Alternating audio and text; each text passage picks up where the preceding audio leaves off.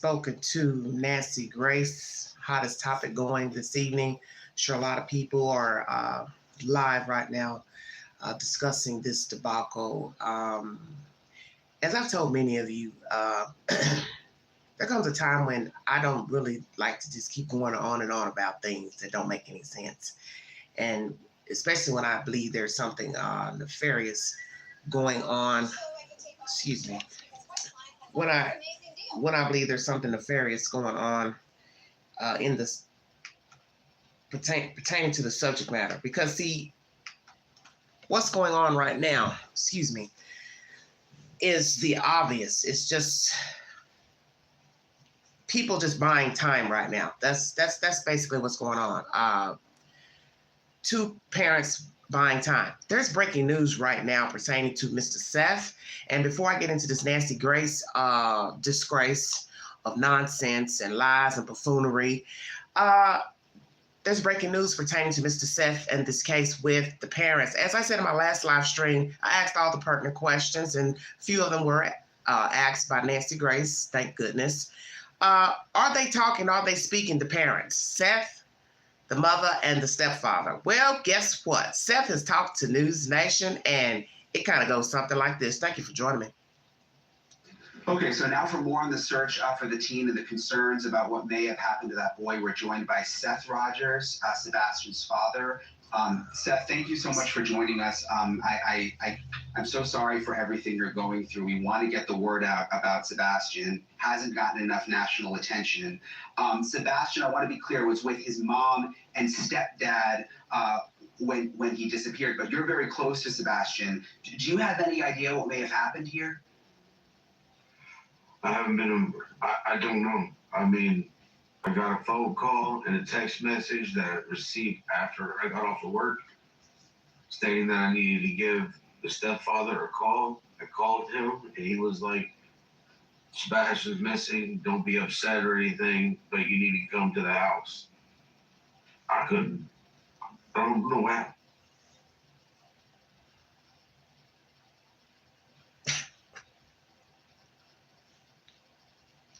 Everything's in the details. First of all, why is the mother not calling? You're going to find that out when you watch Nancy Grace, if you hadn't already heard, because there's so many versions you can't keep up. Chris is the one that called the police, which I find strange. But you know what that reminds me of? The Wells case. The child was last with the mother, Candace, but Don's the one calling and he's all the way somewhere else. Now, fast forward to this over here, Western Tennessee. The father's all the way in Memphis, allegedly, but he's the one calling the police, but the mother's the last one with the child. And then you're calling him to tell him, the father, Seth, now don't you be upset. Come again? You're calling me to tell me my child is missing. And he told us the other day, it took him 40 minutes to get there. So that means he didn't live very far, under an hour from them. And yet these are the same people that can't search for the child. Stay woke, everybody. They can't search for the child. You don't find that strange? You couldn't go over there to his town when they were having vigils. You know, if you didn't know any better, you'd think Seth lived in Alaska or Oregon or Washington or St. Louis, or you see where I'm going. Or somewhere far out, Maine, Haiti. Yeah, that part. Stay woke now. Stay woke. I haven't seen him in over a month. I've been out here looking for him. Seth, I mean, what do they think happened? I mean, did he just, could he really have just walked away like that? It doesn't seem to make a lot of sense. It doesn't make a lot of sense. His car, his shoes are still by the front door. His switch was there. His phone was in the kitchen. It just didn't make sense. It doesn't make sense. And I still can't figure it out. I've been looking everywhere. Been handing out flyers. Been just trying to keep up hope. I've been looking everywhere. I haven't seen my child in a month. I've been handing out flyers. You don't hear that with the PROUDFOOT'S. It's all about what the hell everybody else talking on social media, what the YouTubers are doing, what Pookie doing, Ray Ray doing, but nothing about Sebastian. Come on home, we want you home. Come on back, you will come back. Whoever got my child, bring my child back. Stay woke. I'm woke. I'm always woke. And I've reached out to United Cajun Aid to sit there and see if they will help me. And they answered my call. Yeah, one thing I couldn't understand is why they were telling people not to search at one point. I mean, the shift went to the landfill. It was this investigation, and they're telling people not to search. I couldn't make sense of that. I mean, it made me wonder, do you have any indication that investigators may know that something bad happened here? Mm-hmm. They haven't told me anything, and they told people not to search, but I've been searching since that Monday.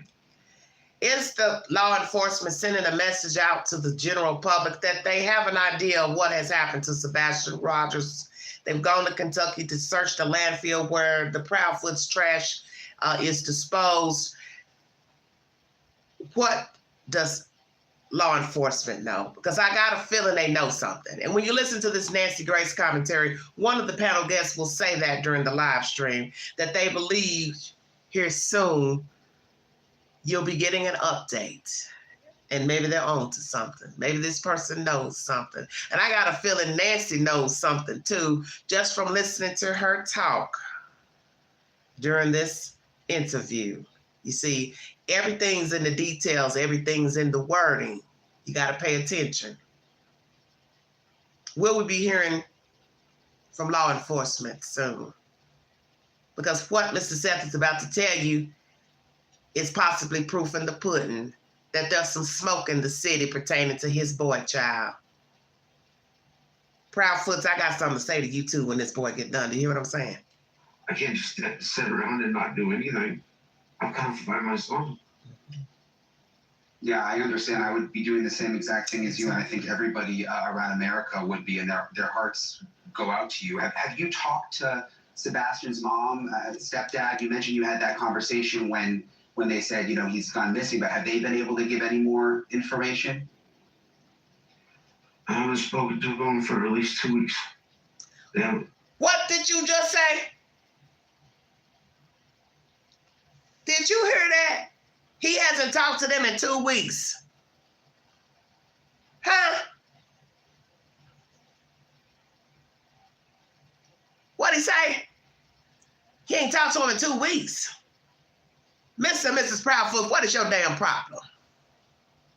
You haven't talked to the father of the child, or as Mr. Chris calls him to Nancy Grace, the bio dad. Separation. Everybody stay woke, because that's what it means. When we start calling them the child, we don't call them by their names. We don't call the parents by their names. The bio dad. That's something I would say. And I use bio dad when I don't really want to call a person a parent. Checkmate. Come on with it, Queen. Did you hear that? If you follow my content, instead of me saying something derogatory about a person in the story, I'll call them the bio parent, or I will say the bio donor. So now he's the bio dad. What's going on, Proudfoots? Something you trying to tell us? That's why you packed up and left. Oh, you're going to learn that in the Nancy Grace commentary. They're not talking to me. They're not talking to him. There are reports. Say it again, honey. Have you talked to Sebastian's mom, stepdad? You mentioned you had that conversation when they said, he's gone missing, but have they been able to give any more information? I haven't spoken to them for at least 2 weeks. They're not talking to me. Wow. There are reports that they have packed up an RV and left the house that Sebastian disappeared from. Any idea why they would do that? Lord have mercy. I have no idea. I have no information. They weren't talking to me, so I was out here trying to find my son. Do you feel that they were taking good care of him? There you go. Thank you. I've got information from podcasts that they were showing that horrified me. Podcast? What you mean? Now, wait a minute, Seth. Now, come on now. If you are visiting your child, checking on your child, going to the house, what you mean? You don't know what was going on with your child? You didn't check your child? I know you said something about going to the house. You didn't go in his bedroom. You didn't see how he was living. I know you can't just go through people's houses, and go through their refrigerator and things. But what the hell is Seth saying here? This is crazy. Now he getting information from the podcasters. This ain't no good. I thought he was going to say a family member or a friend or somebody. But I told you somebody's going to start talking, did I not? I've been waiting for somebody to come forward. So I hope this ain't no gossip. But some of you are probably already assuming these people didn't treat the child well. The father, the stepfather didn't treat the child well. And this is how I look at it. It's a package. If Chris didn't treat the child well, the mother was on board. Checkmate. What do you mean? Were they on podcasts or? I'm sorry, I know this is upsetting, but I just want to understand. They were going on podcasts, and it was like it's supposed to be about Sebastian. Exactly. They're going to talk about themselves. Exactly. I don't get that. Amen. Thanks. Say it. We need to get Sebastian's face out to everybody. Yes. Have them looking for Sebastian. This isn't about me. It's not about his mom. It's not about his stepdad. This is about Sebastian. Uh-huh. He needs to be found. Have they been searching at all? I mean, I know you're out there right now. Have his mom and stepdad been out there too? Ooh, have mercy, Jesus, have mercy. I can't answer that question. I don't know. I knew something was up. I haven't seen them.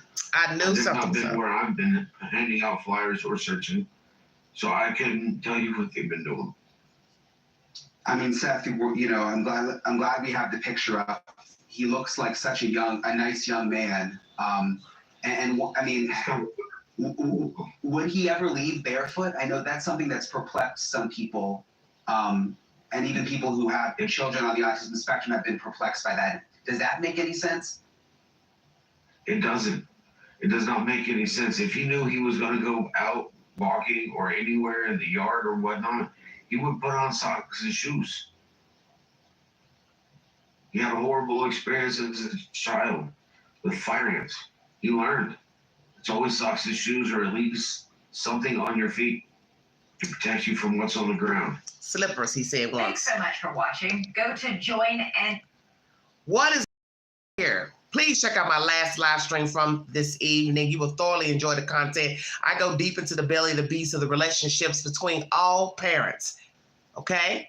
The mother, the stepfather, and Mr. Seth. Because as I said, there's more to this story than assumptions, and it's something off. And how did I know? It's because I listen to what people say and what they don't say. And there were lots of things that were asked of Seth by Nancy, he didn't have an answer for. And there are things such as like the security of a house, security cameras. I told myself, listening, this makes no sense to me. How would you not know if there's not a security camera on the house or where your child is living? Especially he's gone missing. When you ask them, hey, do you have security cameras? Do you have motion sensors? Do you what do you have? And then even in this interview with Nancy, they're sitting here like they in a tune, can't answer. You need to think about if you have security cameras or not. You need to think about if you have motion sensors, floodlights. You got to pause. Why? These people know what happened to that boy. This interview with Nancy Grace, you messed up once again. Please stop talking. Because you're making it worse. And as you hear Seth saying, it's not even about the boy. They don't even talk about the boy. They're talking about themselves. They're going on shows. So I thought he was getting ready to tell us something that he didn't heard about how they're treating the child. So I guess he's taking it from himself that they didn't really care about his child because all they want to do is go sit up and talk with YouTubers all damn day. Them YouTubers ain't getting ready to pay them bills at that address. Let me talk to you. Them YouTubers not getting ready to pay shit. They trying to get paid. Mr. and Mrs. Proudfoot. You wouldn't happen to be Native American now, would you? I'm just saying.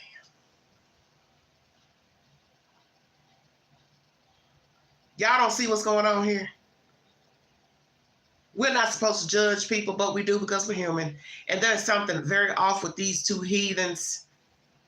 And I do believe they know exactly where this child is because their behavior is synonymous with people who are hiding something. Now you've packed up to leave. And you've given all these conflicting answers during this interview with Nasty Grace. Please check it out because I'm getting ready to play it. And I'll let you decide what you believe and don't believe. I don't really give a fuck about what they're talking about in this interview. I'm just going to be truthful. I'm only playing it because I know people are going to word the shit out of me about what the fuck they said in it. I don't really give a fuck about what they said because I already know what they were going to say.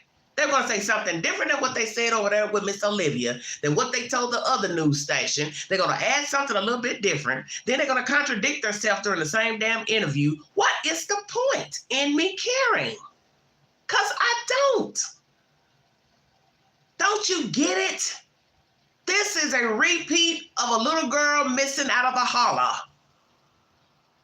This is a repeat of Summer Wells and how many other stories? Nearly 500 children are murdered each year by their parents and their caretakers. Not the boogeyman, not the Illuminati, not the neighbor. Their mama, their daddy. Their foster parent, adoptive parent. Checkmate. Facts. Not fiction. Not a myth. Let's get down to business, everybody. Hello, sweetie pie. Thank you for joining me. God bless you, sweetie. These are the most despicable people.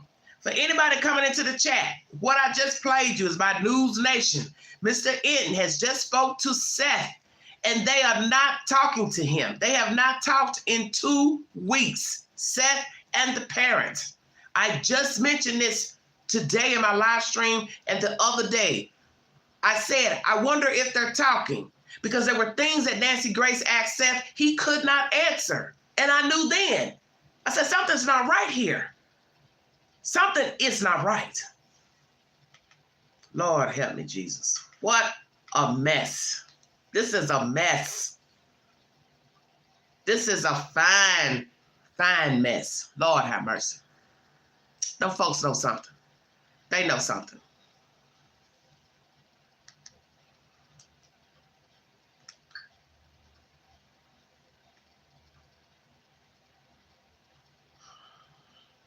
That Sebastian's mom and stepdad realized February 26th, Monday morning, 6 a.m. From everything we can tell, that is the moment that Sebastian's mom and stepdad realize he's gone. For just one moment, imagine that. You go in your child's room where you find your child every single school day morning and you wake them up, but at 6 a.m., he's not there. Can you imagine what must have gone through their minds? First of all, I want you to hear what his bio mom, Katie Proudfoot, says. Listen. When I woke him up for school, he wasn't there. I took a second and walked through the house looking for him in case he'd gotten up and was trying to get breakfast or something, because he did that sometimes. About 3 minutes in, give or take, I was on the phone with my husband. I said, I can't find him. He said, what do you mean can't find him? I said, he's not in that. Can't find him. Where is he? And in the last days, we learned that the official law enforcement search is actually scaling back. This as TikTokers and YouTubers are flooding the area, conducting their own searches. Listen to Eric Craddock, Chief Deputy, Sumner County Sheriff's. Really wanted to come to the community and ask for your help.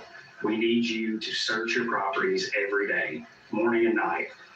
If there's a shed or a crawl space or up under your mobile home or a tarp that's in your yard, check it every morning and check it every night. Look for any details that something has been disturbed.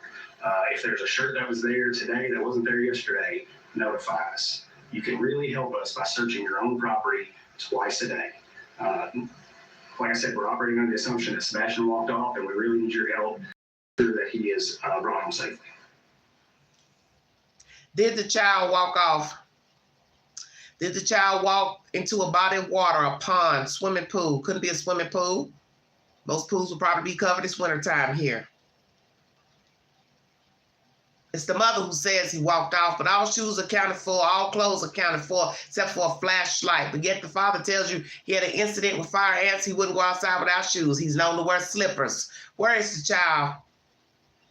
Are we being hoodwinked and bamboozled by two people who care less about the child, never cared about the child, checked out in child rearing? Please check out my last live stream where I go into the belly of the beast about the relationship between the child, and these parents, because I got a feeling somebody checked out, somebody rode the donkey ride along with the other one. That's what I think. And now that we know that Mr. Seth has not talked to the Proudfoots in 2 weeks, I want to know why. Now I'm about to get fucking crunk. You got a child missing out here and you don't want to talk to the father. Why? You know why? Because you know them folks on to you. You know that daddy's on to you, and you know the police is on to you. And you done got kind of tired of whatever the police are asking. All this shit about you vetted and you been cleared. They ain't told us nothing about you being cleared. That's some shit in your imagination. And you think, well, we'll tell them anything. They don't know the truth. Police ain't gonna tell them nothing. We'll tell them any damn thing. Where the hell you think Queen from? I'm not from Rogersville, I bet you that.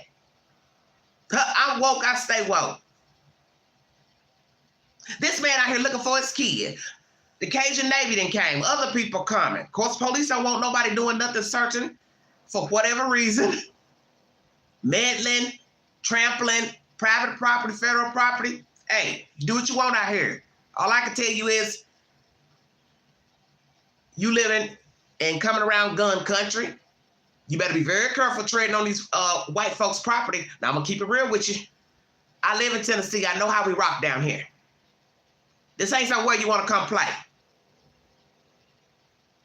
This is not some place you want to come play with your cameras and all that. Okay? This may be fun and games to you for YouTube, but it's not fun and games for other people. Because I'm telling you, they will shoot you first and ask questions later. And hell, some ain't going to even ask no damn questions later. This is real business here. This is real business. So you want to play this Donkey Kong game along with the Proudfoots, you're going to knock your damn self right on out. But there's a whole child missing out here. And these parents know something about where the hell that boy is. It's obvious. You're not talking to the father. Why not? Mr. and Mrs. Proudfoot, why are you not talking to the father? Please explain to the queen. Help me understand. Because you know something, and you know he knows something. He's probably said something to you that he ain't said to this damn news broadcast, and the police or the TV ought to say something to you, and it's done rocked your little boat. And now you're in your fucking feelings. But if you'd have done something to that little boy, you should be in your damn feelings. But it'd be a little late for that, right? Yeah, okay. We are trying to determine what happened when this young boy, an autistic young boy, seemingly walks out of his own home in the middle of the night, we think, barefoot. How? Nancy, correct that. You mean they, that's their version. I don't think nothing that he walked out. So please, you need to correct that, sister. I don't think nothing. I don't think he walked out. He probably was carried out. But Queen don't think that he walked out of the house. So I sure wish you correct that. Y'all know I'm heated now. Did that happen? I'm Nancy Grace. This is Crime Stories. Thank you for being with us here at Crime Stories and on Sirius XM 111. We've read a lot online. We've seen a lot of theories. This is ridiculous. Speculation. But let's start with what we know to be true. Joining me right now, an all-star panel. But first, I'm going to go to two special guests joining us, Katie and Chris Proudfoot. This is Sebastian's biological mother and his stepfather, who were in their home with Sebastian when he goes missing. To both of the Proudfoots, thank you for being with us. I want to go straight back to when Sebastian goes missing. Miss Proudfoot, I understand that the day before, which would have been Sunday, if I got the information correct, that you guys went out, you went to dinner, you went to somewhere, I believe you said BJ's, where he had a quote colossal popcorn. Then you came home that night and around 9 p.m. You tell Sebastian to go to bed. He says, okay, he goes to his room. Is that correct? Yes, ma'am. That night, I understand from previous Yes, ma'am. statements you made that you went to bed around midnight. Is that correct? It is. And to you, Mr. Proudfoot, Chris Proudfoot, did you also go to bed at midnight or before or after? No, we went to bed around the same time because we were on the phone together. And He was not home. please excuse any of my questions. I'm simply trying to find. Was he in Memphis or not in Memphis? Because later he will say that he's verified to be in Memphis, Tennessee. Has law officials verified that he was in Memphis, Tennessee? Now, more about that night. Do you two sleep in the same bedroom? He wasn't actually in the home at all that weekend. You were not home. No, ma'am. Okay. So where were you, Mr. Proudfoot? I was in Memphis, Tennessee. How far away is that? 3 hours and 37 minutes from doorstep to doorstep. And what were you doing in Memphis? And which doorstep is that? Doorstep to where? Oh, your camper? The hotel? Working. Oh, shit. Where do you work? These people crazy. Lord have I'm mercy. currently working, or was working, at the St. Jude Children's Hospital construction project. Yes, I'm very familiar with St. Jude's. You said you were working there. Are you no longer working there? Right now, that's up in the air. Remember what he just said. It's up in the air. Please remember those words, everybody. 5 minutes, 17 seconds. Well, you've been gone ever since Sebastian went missing, so I understand. When you are home, do you two sleep in the same bedroom? Yes, ma'am. Yes, ma'am. So basically, Nancy's trying to say what? He took off for work. He can't decide if he wants to go back to work, or the company can't decide they want him back. Which is it? You're not going to get the truth. How about that? Is this a 3-bedroom home? Yes, ma'am. Where is your room as it relates to Sebastian's room? It's on the opposite end of the house. The master bedroom's on one side, and the other 2 bedrooms are on the other side of the house. Would you have your bedroom on the other side of the house, but an autistic child in your house?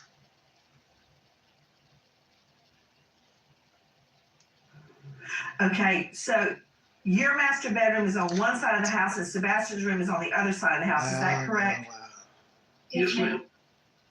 Okay. Now, you have a 3rd bedroom that I believe you keep for your other daughter. Is that correct? Yes, ma'am. Is that Faith? Is your other daughter named Faith? Yes, ma'am. Nancy done told her name. Lord have Okay. mercy. So where is Faith's bedroom as it relates to Sebastian's bedroom? It's in the back side of the house. Sebastian's bedroom is So on the it's- front side of the house. Okay, so his bedroom is away from Faith's bedroom and away from your master bedroom. Is that correct? Yes, ma'am. Is Sebastian's room on a top floor or a ground level? We have a ranch style house. It's a 1.5 story. So everything's half or flat, and then you have the bonus room above the garage. Okay, so his is on ground floor. So right? really, it's a 4-bedroom. Yes, ma'am. Yes, ma'am. Okay. That morning, was there any sign of a break-in through a window, a front door, a back door, a sliding glass door, anything at all? No, ma'am. Okay, no sign of forced entry. Was anything taken from the home at all? Not that we could find anything. Yeah, We couldn't a find anything. flashlight. I want to circle back to Sebastian's shoes regarding if anything Wow. was missing. Do you have a burglar alarm? No, ma'am. Do you have a Ring doorbell cam? No, ma'am. Okay. Have the two of you taken a polygraph? I have. I have not. Would you be willing to? I've offered and volunteered on many occasions to take a polygraph, and I was told directly by law enforcement because of my whereabouts, I did not need one.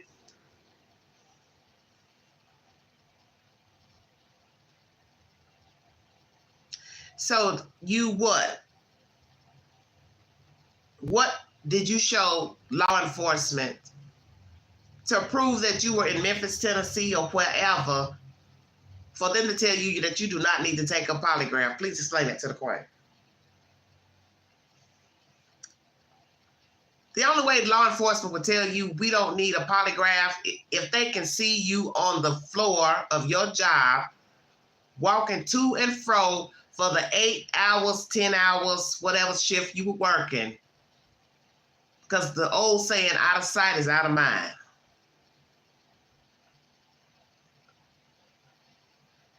Did this man go back to this house that weekend? Because I don't believe what he's saying. I understand. Ms. Proudfoot, did you pass your polygraph? I did. She has. Those questions out of the way. Was Faith in the home when Sebastian went missing? No, ma'am. His child was not there. Does anyone else have a key to Very your good home question. beside your immediate family? No. No, ma'am. Very good question. That's one question we have not heard anyone talk about. See, there's always something you don't think about. Did somebody else have a key to the house? Nobody else has a key to the house. That night, Miss Proudfoot, at midnight when you went to bed, what did you do until midnight? I had been reading a chapter that I needed to, and I had been talking to my husband on the phone. I was falling asleep on him, so that's when he told me it was around midnight. He told me to go ahead and put the dogs up and go to bed. And that's what I did. I got up, put the dogs where they sleep, and then I myself went to bed. Where do they sleep? They have a big pen A pen, is it inside or outside? inside. Inside. That reminds me of another question. Do you guys have a motion sensor light or lights on the outside of your house? Yes, we do have lights on the outside of our house. Did they activate that night? They're not motion censored. We have lights. Were they on that night? No, Okay. ma'am. Were they on that night? So the lights were out.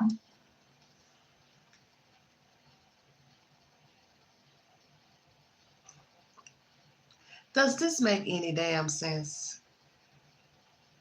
The morning that this child allegedly walked out of the house, lured out of the house, whichever version you like to believe, you have lights on your house, but they're not motion sensors, meaning they don't pop on and off when a person walks by or a movement or an animal, whichsoever. Are you hearing this? And then you didn't have them turned on either. So what are the odds? A 15-year-old goes missing, and you have what you would call, I guess, floodlights that I guess you turn on manually. You're going to hear about that too.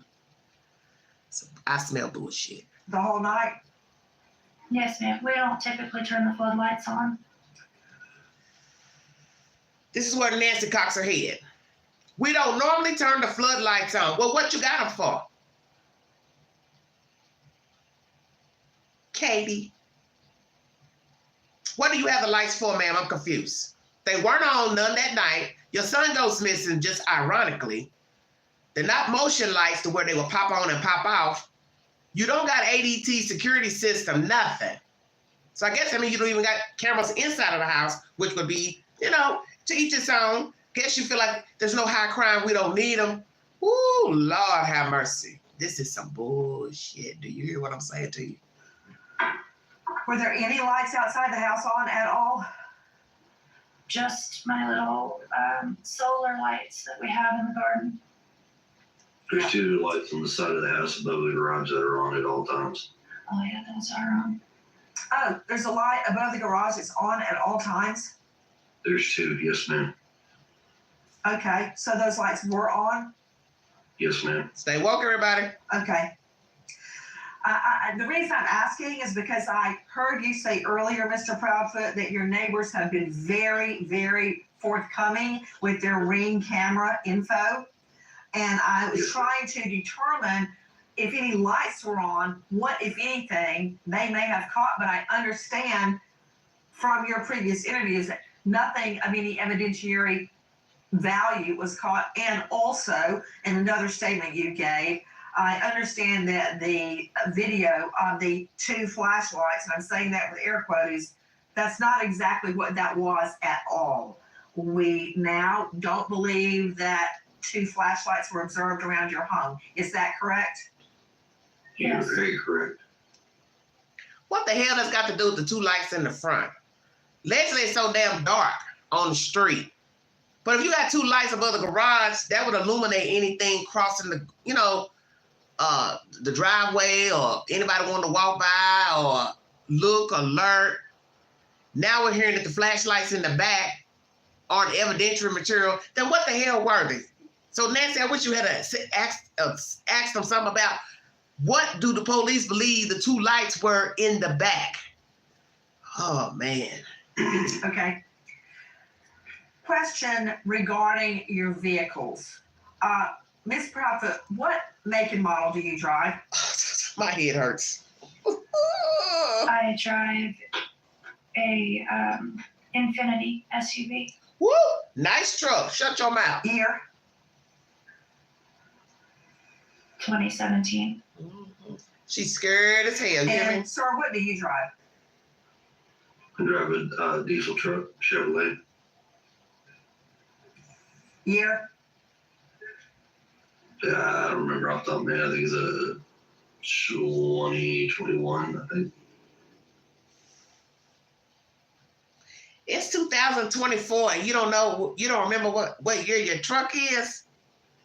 Hell, most of us would sure enough be able to remember what year our truck is and able a few years behind the year we in. Give that truck to somebody that need a truck and see if they'll remember the damn year that the truck was made. I'll wait. Lord have mercy. I can't with these two. So your Infinity SUV was parked in the garage or outside the garage that night, Ms. Proudfoot? In the garage. Oh my God, I can't In with the these garage. two. And Mr. Proudfoot, your vehicle was on location in Memphis. Is that correct? Correct. Say something. Okay. So there's only one car at the home. Is that right? There was actually a work vehicle in the driveway at the time as well, but it hasn't moved. We can't give out this information because we don't have permission from her work. I don't understand that. What? About the make and model of the vehicle. Ooh, I I have can't. a work van that was also parked in the driveway. Why is that? If it's out in the driveway where people can see it, why is that privileged information? We just don't have permission from her company to divulge that information. Have you asked? No, ma'am, we have not. Nobody has asked us So that that question. Okay, so Hey, sweetie pie. you have a work van. Question to you, Ms. Prophet, what do you do for a living? I am an installation technician. What is she installing? One of you in the chat the other day said she installs security. Well, if that's true, why the hell she don't have a security system on her own damn house? Is she in that line of work? I'm curious. Well, she ain't working now, so therefore, why you quit your job? I'm curious. Or you taking a leave of absence, you two? You two are so funny to me. You're now sitting up here getting ready to go stay in a camper near a job that you can't decide if you work or not, but yet you couldn't get out here and go search for your damn son. This is a bunch of BS. This is a bunch of BS. He can't decide if he works or not.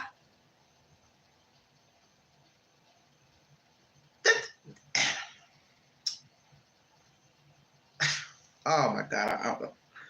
Oh, have mercy, Jesus.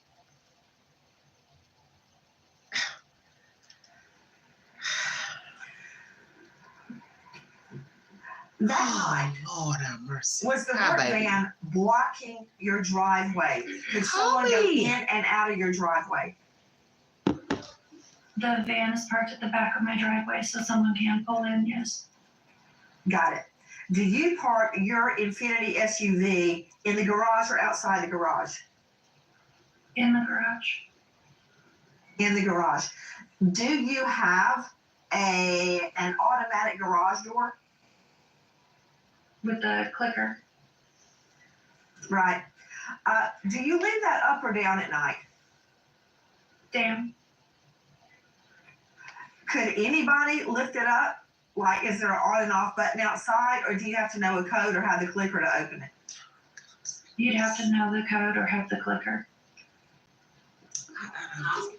Does Sebastian know the code? Not to the garage door, but to the man doors. Not to the garage door, but to the house doors? The regular door, yes. So he doesn't use a key. So is there a code to get in your home, or do you use a regular key?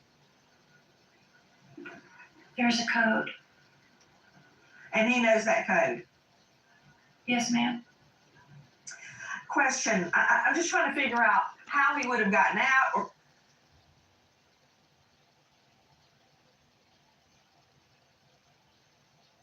Are y'all listening to this bullshit?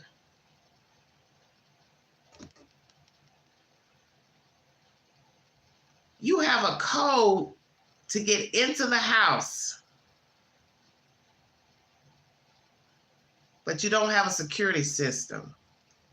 You have floodlights on the front of the house, or regular lights, or whatever you want to call them, over the garage, but the neighbors didn't see anything. Street is dark. They stay on all the time, you said, Mr. Proudfoot. Of course, you're going to hear the back lights. They were not on. So what are you saying? You'd rather have the lights on in the front of the house, but not the back of the house. So you think a crook wouldn't walk to the back of your house and see that the lights are off? Help me understand. I'm sick of these two. somebody came into the home. God, I'm sick of Could these they two. have gotten through the garage door? No, unless they know the code or had the clicker, which they did not. Do you lock your doors at night? Yes, ma'am. Could he have left on his own through those doors? He could, yes, ma'am. But I heard in another interview where Mr. Proudfoot said he was not a, quote, wanderer. He didn't wander around. He never left the home before on his own. Before they answer this question, I'm going to address somebody in the chat. The way, just the feeling I got when Nancy first asked about motion sensors, security, I kind of think they've got something in their house, either inside, outside, and they're lying about having a security system. I could be wrong, but it's just a feeling I get when she asked them about the security. It felt like it was a pause there. I feel these two are lying about a whole lot of everything. That's my personal feeling. That's my personal feeling. You got a door where you don't use a key. You're punching in codes to get in. So that's not connected to no type of security or anything inside of the house? I don't know if I believe that. Is that right? Correct. We haven't had issues with him running or But I heard in another interview where Mr. Proudfoot said he was not a, quote, wanderer. He didn't wander around. He never left the home before on his own. Is that right? Correct. We haven't had issues with him running or taking off in the past. Okay, let me ask you a couple of questions regarding the doors. Do you have any home surveillance, anything at all that would have given us an idea or a clue if the door had been opened or not, or a window? Not directly from our house. Well, then from where? That's what we were hoping that neighborhood Ring cameras and may have picked something up. So you are betting on your neighbors' Ring cameras and security cameras to see when your door would open or close. Okay. So once again, trick question by Nancy. They're still saying, no, we don't have no security system, no ADT, blah, blah, blah, Xfinity. But we're hoping to hear from, well, I would think by now, week 5, we would have heard from law enforcement, I guess, that somebody picked up a door opening and closing and somebody going in or somebody coming out.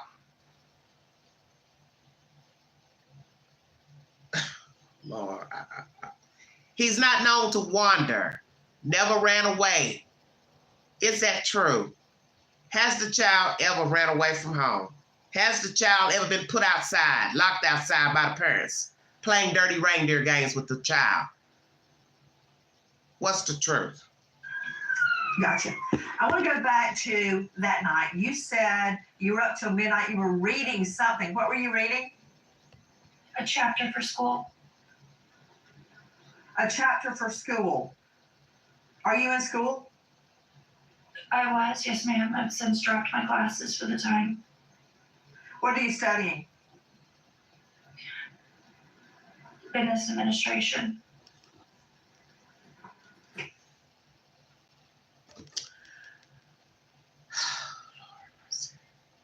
She was taking classes at DeVry. She has stopped taking them because her child is missing. She's also now not working anymore. She's playing footsies with her husband on the highway somewhere in an undisclosed location, but she couldn't take her ass out and go look for her damn son. Did y'all hear that part? I can't do my courses. You're not doing nothing else. You're not looking for your kid. $160 people in the room. I want to thank you. For those of you coming into this live stream, let me give you a news alert. Mr. Seth has spoken to News Nation, and tonight he has told us the truth that they're not talking. Please pass that around. They have not talked to Seth Rogers in 2 weeks. Feel free to go back to the beginning of this video to hear the content. It's also on my community page. It's in the YouTube queue. Seth Rogers is not talking to these two nimwits right here. Now you got to ask yourself, why would you stop talking to the fucking father and your child is missing? I'll wait. Gotcha. Where do you go to school? DeVry.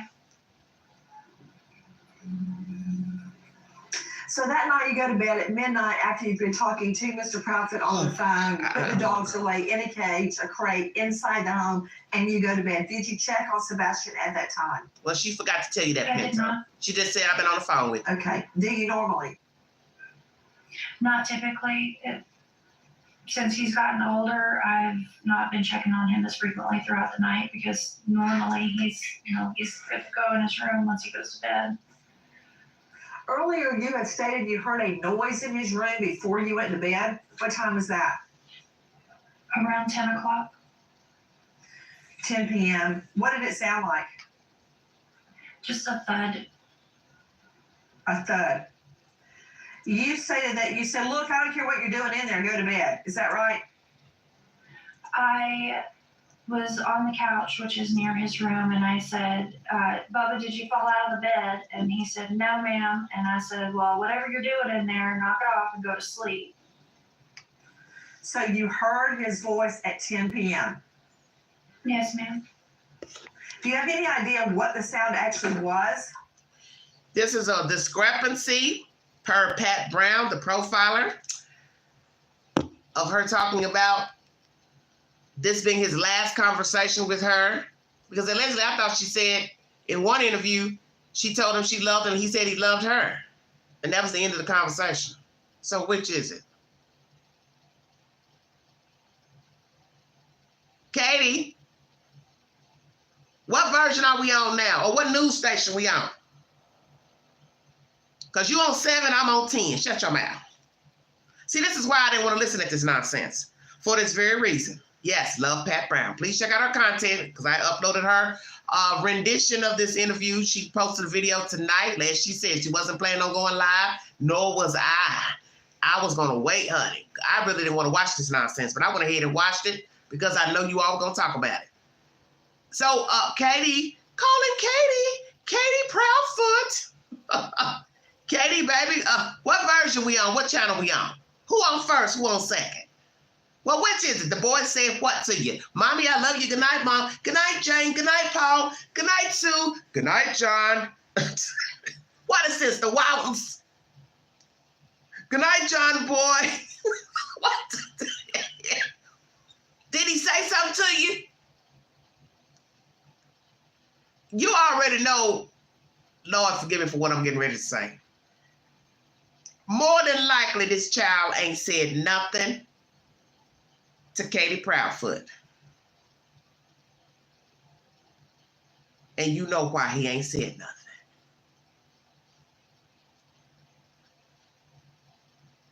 Because he wasn't alive to tell her anything.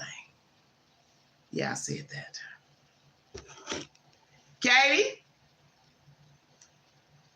Katie, are you going to tell us the truth about where your little boy is, honey? You and Mr. Proudfoot? Stop this nonsense. You done talk to Nancy Grace. You done talk to Pookie, Ray. Y'all talking to everybody on YouTube. But now you done stop talking to the daddy. Did you hear that? Yeah, okay. I do not, no. If he were, Said, well, whatever you're doing in there, knock it off and go to sleep.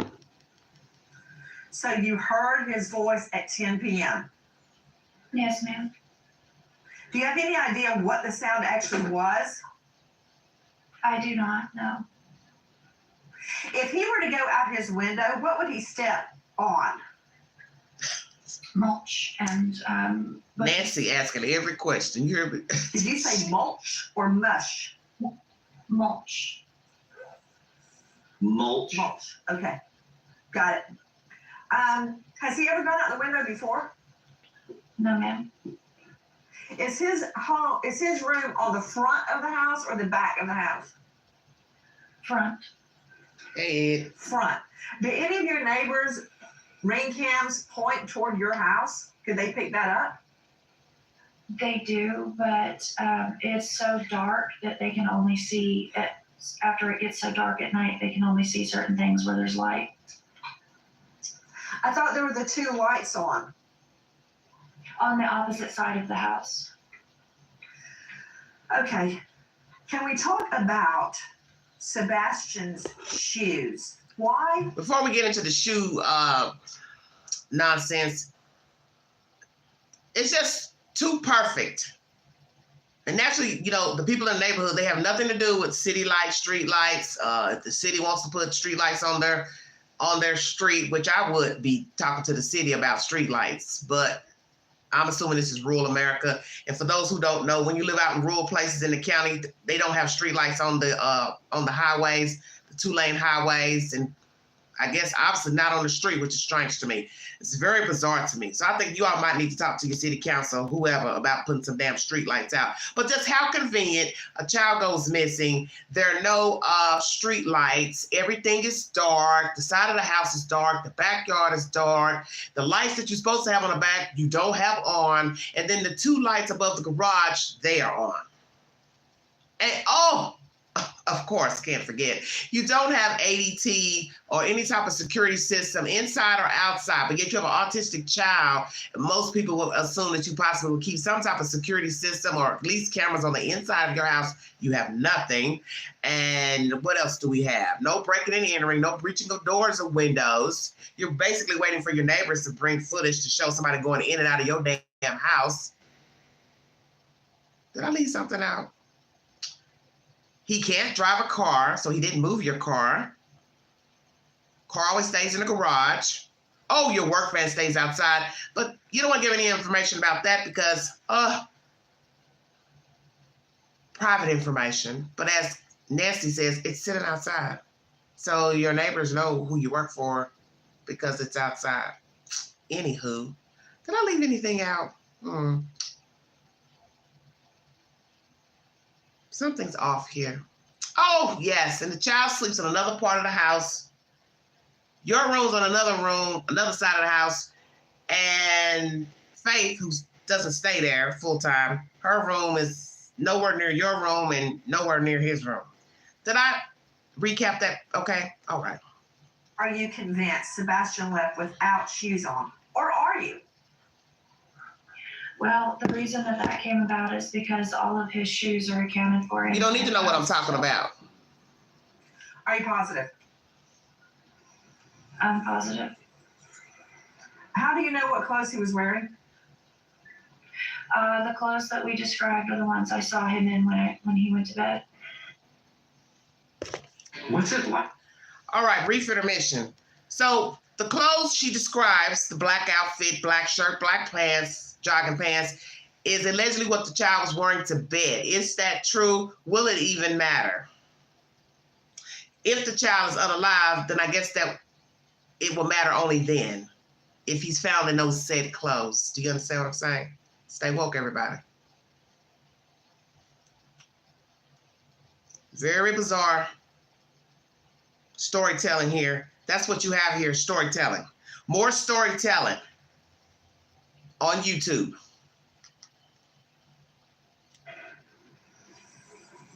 That morning, you woke up at 6 o'clock. Is that the normal time you wake up? Yes, ma'am. Are you a heavy sleeper? Off and on. Do you take any medication at night that would make you sleep?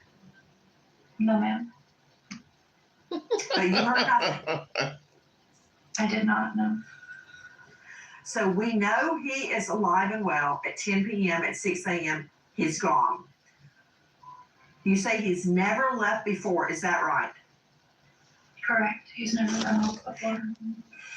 And 10 p.m. to 6 a.m. allegedly. Will we ever get proof of life of this boy child? Will somebody show us surveillance footage of them being out at this BJ's and this skating ring or wherever she said she went, bowling ring or whatever? Will we get a proof of life? I always like if the police can just bring CCTV footage of the people out. That's what I want. I get tired of hearing, people spin the version. Oh, we went to Macy's. We went over here to, Kentucky Fried Chicken or whatever. Well, bring us the footage. Just go get the damn footage and show us, and then we could debunk if they were there, because that's what's the issue right now. All this storytelling, the different YouTubers or different people that really don't give a flying what about this story, and then you keep spinning this web, and I'm saying to myself, I know you won't be stupid enough to lie about these places, knowing that's the first place the police are going to go is to these places and get the footage to see that you were actually there with your child alone. Because allegedly stepdaddy was out of town, so he says. And then you're going to hear later how he can't really decide if he comes to town or not. He's kind of like a broke-ass Santa Claus. Well, sometimes I come, sometimes I don't. Sometimes I feel like a nut, sometimes I don't. Okay, I'm going to stop. can I confirm, where was his bio dad at the time he went missing? Summer, that's what I'm saying. That's what I'm saying, Summer. Had there been any family argument or altercation prior to him going missing? No, ma'am. And Mr. Proudfoot, when did you leave town? Early February. So you had been gone for days before he went missing. Is that correct? Correct, ma'am. Have you visited home since you left? You said from when I initially left? Yes. Yes, ma'am. I came home February 26th, the morning I was told that he was missing. From the time that you left for the job in Memphis to February 26th, did you visit the home? Yes, ma'am. When? I was home. I can't give exact dates. Law enforcement has told me not to provide exact dates, but I had been home multiple times prior to February. And then I left early February and then didn't come back till February 26th in the morning. Why would the police tell you not to come? Wait. The police telling you not to give exact dates. Well, if you're telling the truth, what difference does it make, Mr. Proudfoot? You can't tell us what she asked you about the van. She asked the wife about the van. She can't tell that because that's a secret, which is parked in a public driveway. I'm assuming it's still there unless she returned it back and she quit her job. Now you can't tell us how many times you visited the house before February because that's a secret.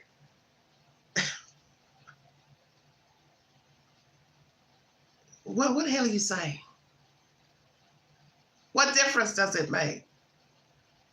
We're never going to know the truth anyway. The only way we're going to know the truth about how many times you came home in December, January, November is if law officials give us the data from your phone, sir. Somebody decides to give us ring camera footage of how many times your damn truck pulled up in the driveway. Is there somebody with ring camera footage? They'd like to enlighten us and show us how many times he came and went. Will it even matter? I don't know. I think most people want to know what the hell happened that weekend, because that weekend is specific because that's when the child went missing. We don't know if you were there or not. Now, you want to act like you've been verified by the police, signed, sealed, and delivered that you were not there. I don't know what you were doing. What you were doing and what you weren't doing. And it's just so convenient. You live on a dark street. He was missing.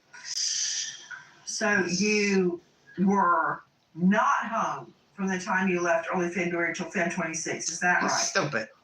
Correct, ma'am. Where were you living in Memphis? I have an RV trailer that I stay in at an RV park. RV park. Okay. Following back up on that morning, you searched the home, Ms. Proudfoot. Right there. Thank you for saying that, Mr. Proudfoot.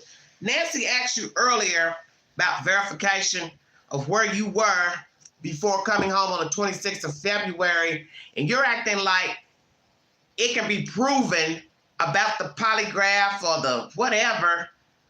Yeah, about you being gone. Well, you're staying in an RV. You're not staying in a hotel where they got cameras to see you coming in and checking out. And some hotels, cameras don't work.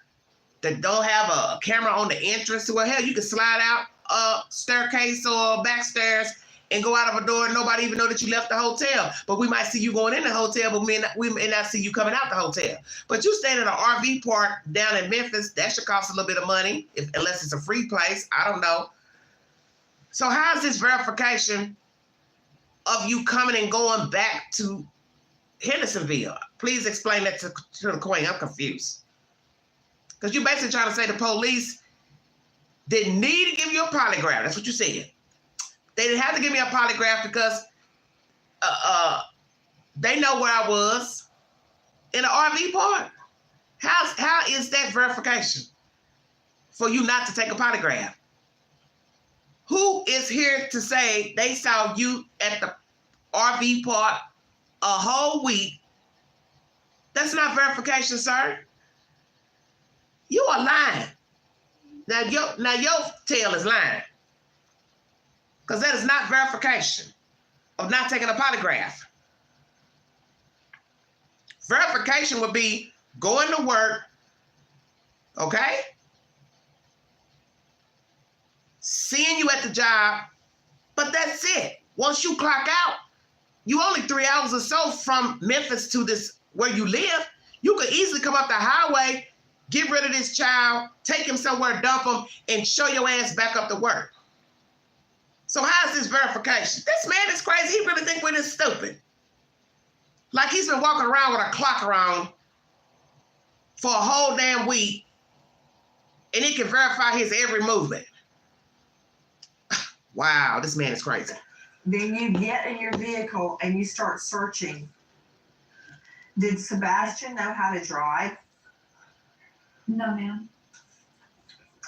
Was your car in the same location They wasn't gonna teach when him you how to woke up drive. that morning as it was the night before?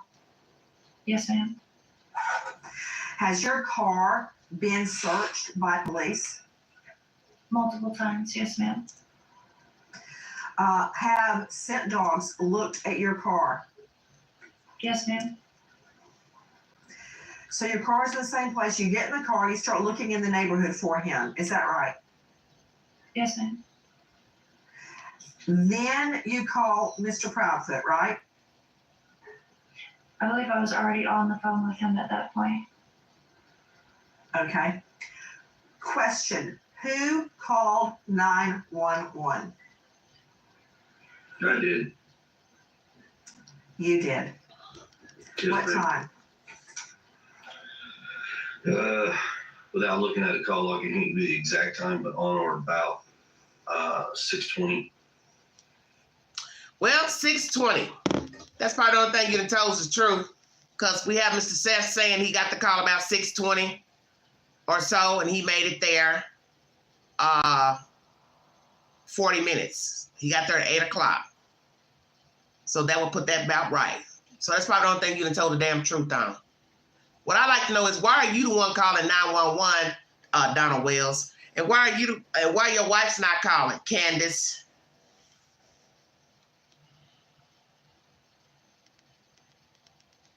Stay woke. Calling Summer Wells. Deja vu. A little girl's with her mother. She goes missing. Mother has to use another phone. And the father is the one who's calling 911, but he's not there to see what the hell happened to the little girl, allegedly. Now we move all the way over to West Tennessee, and a little boy is missing, and his mother can't call 911, but the stepdaddy's all the way in Memphis, and he calls 911. Boy, does this sound familiar. Right. Go ahead, Ed. No call signal. But yet you can call the police all the other times when you and Don were having knockout, drag-out fights, getting drunk, toe up, high, geeked up. Imagine that. And had you guys been talking on the phone before 6 a.m. or did you initially call Mr. Proudfoot at the time you realized Sebastian was gone? I called him when I realized Sebastian was gone. Have you guys been out looking for Sebastian? Yeah. Yes, ma'am. Yes, ma'am. We were given information that you guys have left the home. Is that true? Yes, ma'am. Why? I'm going back to work. You're going back to work. What about you, Ms. Proudfoot? We're given information that you guys have left the home. Is that true? Yes, ma'am. Yes, ma'am. Why? I'm going back to work. Wait a minute. 2357. Wait a minute, Mr. Proudfoot. Earlier, Nancy asked you about your job, and you act like you didn't know if you were going back. Now, all of a sudden, you going back, and she's left her job. Well, which is it, baby? You going back to work, or you're not going back to work? Or are you going back to the hospital job, or did you pick up another job? Do you work for the same company? Oh, I'm confused. See, this is why I don't like listening at this type of bullshit, because you don't know what you're listening to. This is another rendition of Summer Wells. Everybody, please stay woke. Please stay woke. This is what you're listening to. A bunch of nonsense, okay? A bunch of utter nonsense. This woman just asked him under 20 minutes ago about going back to work. And he made it seem like he took off because of this little boy missing. But yet he and the wife haven't searched nowhere for the child. Now, he's going back to work. Going back to work where? So you can't make up your mind if you're working or you're not working. So you packed up a camper to go to a job you're not sure about. And then 15 minutes later, you say, oh yeah, well, I'm going back to work. And then now she's saying, well, I ain't going to work. I've quit my classes at DeVry. And I'm going to follow my husband who don't know what job he's going to. So they both been out from work, I'm assuming, for 5 weeks or 4 weeks. And they don't know if they're going to a job or not in Memphis, but they're in the camper because you can see they filming in a nice little camper too. Somebody got some money. Chevrolet big boy truck and a Infinity truck. I ain't one to gossip. And now ain't nobody getting ready to go to no job. Oh yeah, we getting ready to go to a job. Okay, I quit my job.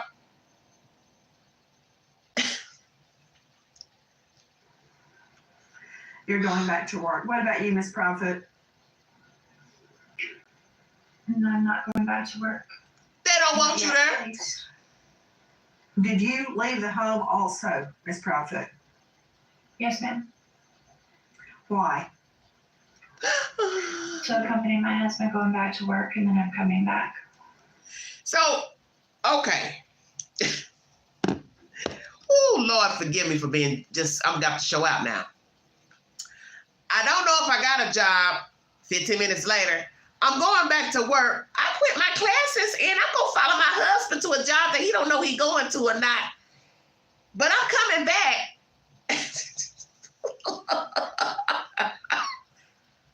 Huh?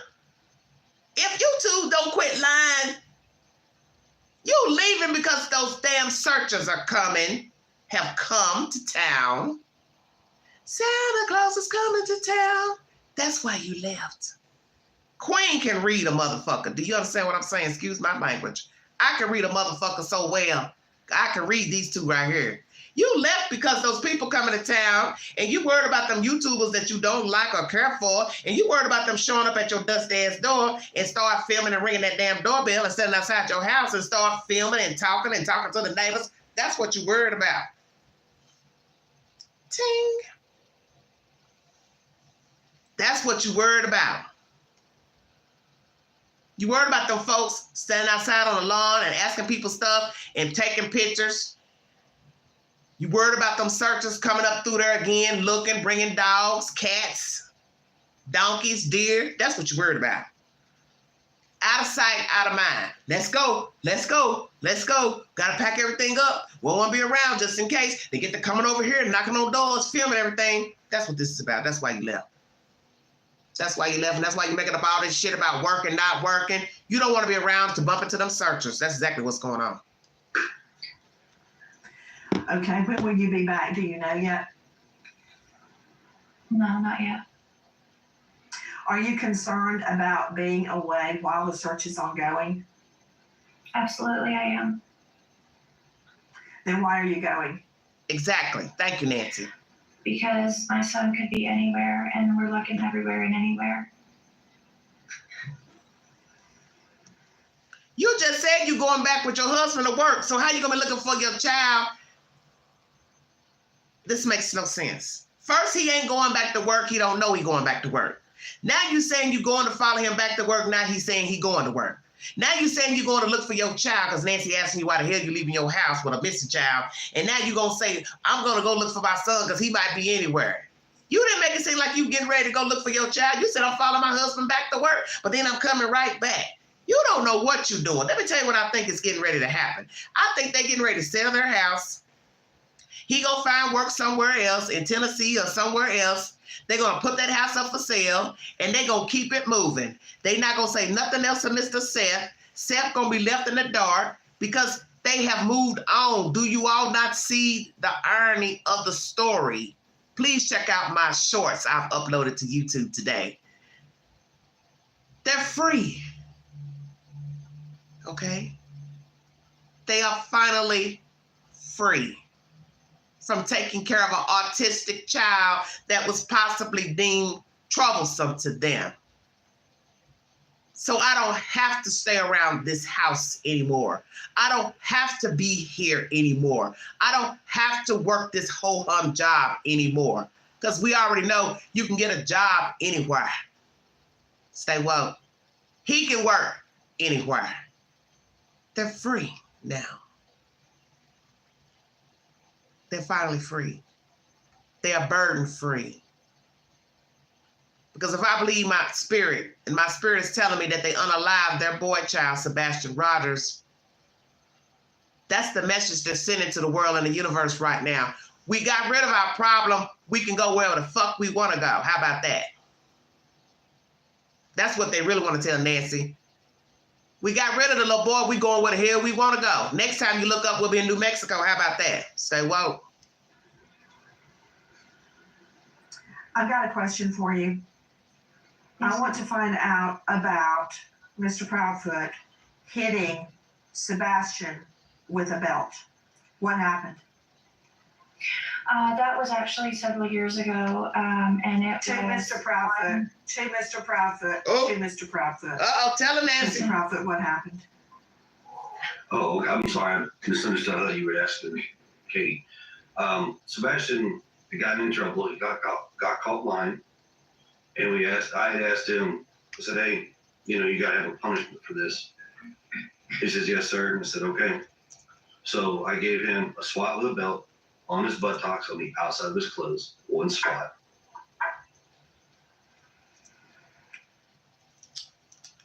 Brief intermission. Go take a poll.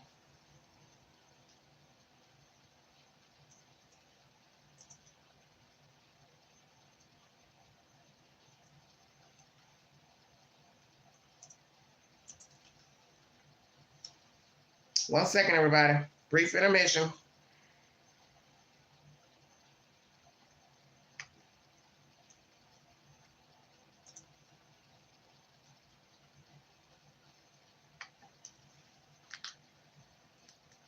What did he lie about? Honestly, I don't remember at the time, but it was probably something dealing with school because that's the majority where his issues lie. Did he have other issues at school? Some behavioral stuff, but nothing too crazy. What kind of behavioral stuff? He has a hard time, he's awkwardly socially blending in with students. So it's a little, he's trying to figure out how to do it, but respecting people's space. He gets a little too close. And then kids don't really accept that too much. So it kind of causes an issue. But he'll not stop and he continues on. So then it causes an issue. And instead of being honest about it, he'll lie. Like, no, I didn't. Okay, Sebastian. I'm lying about doing Was that the first time? What did was she that the say? First time you had ever hit him with a belt? Yes, ma'am. The one and only time, actually. One and only. When was this? Years ago, ma'am. Any idea how many? 3, 10, 1? It's probably at least 3 years ago. I don't understand how that turned into a CPS or Child Protective Services complaint. How were they alerted that you hit him with a belt? That did not turn into a CPS request. Take the poll, everybody. Call. Take the poll. There were other CPS reports, right? Were they regarding your other child? There is one in regards to my daughter that I know of out in New Mexico with my ex-wife and myself. What happened? At the time, my ex-wife had fled to New Mexico with my daughter. We were going through a custody and a divorce case at that time. And at the time, when I'd call and try to check in on my daughter, I could never reach my ex-wife at that time. So a welfare check was requested. Law enforcement told me to call CPS if I had concerns. So I called CPS. Law enforcement did make a welfare call, and that was it. Then how does that turn into a CPS complaint against you? I have no idea, ma'am. There's a lot of misinformation out there right now in regards to my New Mexico case that actually has no relevance to the Sebastian case. So this back and forth banner he's got going on here with her, not really a banner, but basically saying, there's misconceptions about what happened in New Mexico. What happened in New Mexico? Abusive to the mother, abusive to the child. What is it? She took the child, he took the child, tit for tat, retaliation. You're going to hear that. What really happened with the child? Did the mother take the child, not meet up with him? He didn't bring the child back? What's going on? Well, I'm going to say this to you, Chris Proudfoot. Don't know if your name is Christopher or not. Mr. Chris, you're not getting ready to get the child now. How about that? You're not about to get nothing. Because no judge is getting ready to award a child to your custody with a whole child missing. How about that? Say it again, Queen. No judge is getting ready to give you a whole baby, and a whole baby is missing from your custody. Whether you were there or not when the child went missing, you can prove you weren't there. Ain't nobody getting ready to give you no child. Please watch my last live stream from earlier, because in this live, I go deep in the belly of the beast about the relationship between Mr. Proudfoot and that boy. Did he mistreat him, talk down to him? Did the mother mistreat? Did she allow this man to mistreat? Was she mean? Was she cruel? Other people come around the child, visit the child, take the child somewhere, pick up the child. You don't hear nothing good about the child on the news from nobody. You don't hear nobody talking about the child. You don't hear nobody talking about the child positive, negatively. Don't you all see there's something wrong here? He only had friends at the schoolhouse. Who are his friends? Did he go anywhere? Anybody come by? Did they go to church? Did she ever let him spend the night? People come over there to spend the night. This is what's missing from the story. Where are the relationships of other people with the little boy? You have not heard one neighbor speak out about the Proudfoots. Oh, yes, I know them. They're really nice people. Or, yeah, he's a dick. You see where I'm going? Oh, yeah, my son plays with his son. Oh, my daughter plays with him. I haven't heard one person in the neighborhood say nothing about these people as neighbors, period. Good or bad. I haven't heard a relative come forward to speak about the relationship with them. Getting along with the Proudfoots, not getting along with them, or getting along with the little boy, not getting along with the little boy. I do believe they kept this little boy lock and key in the house. He didn't go nowhere. He didn't do nothing. He wasn't on social media, allegedly. So we can rule out somebody came in and kidnapped him. No breaking and entering, no broken windows.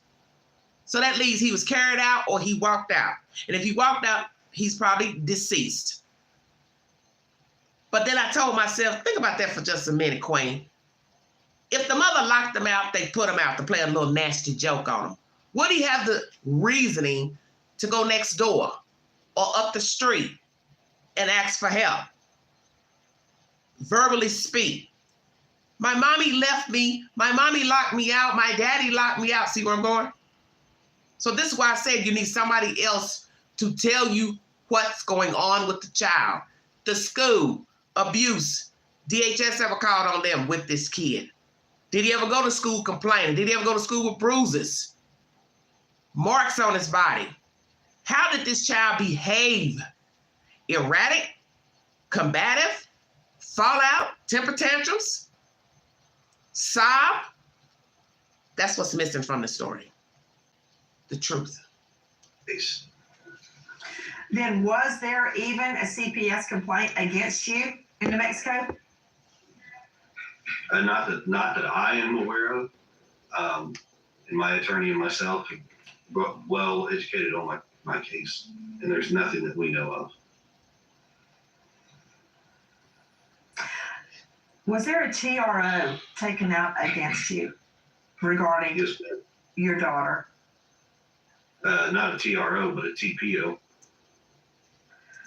A temporary protective order. Why was that taken out? So in regards to that case, my ex-wife had a TPO put against her in Tennessee at the time. When we went to court, that got dissolved. I was ordered to hand my daughter back over to my ex-wife at the time. She gets in a truck, she fleds to New Mexico. 2 days later, she files one in retaliation.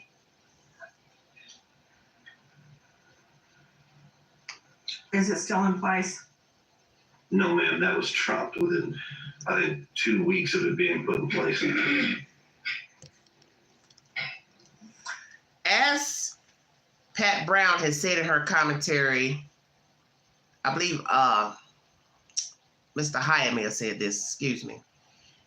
When you start talking about DHS allegations, all this nonsense they're talking about right here, you're not going to know the truth because DHS is never going to tell you publicly what happened with this man because it's private and you're dealing with children. So the only way you're going to get the truth of what allegedly happened are actual police reports and any paperwork that the mother can document pertaining to this stuff that they're talking about. And if you decide you want to believe her version or not. Because I don't really know what to believe because, one, I don't know him and I don't know that mother. Okay? All I know is it looks bad to have these issues with a woman and a child. You're allegedly trying to get custody of that child. And then you come over here on this side of the country, you got a whole kid missing.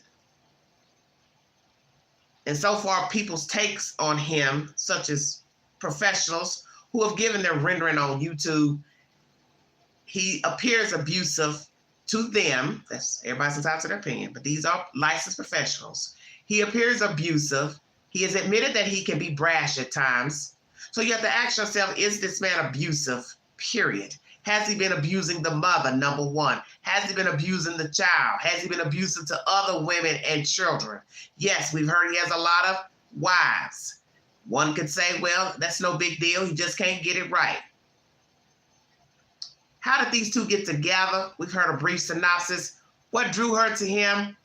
Has he been abusing her? Does he hit her?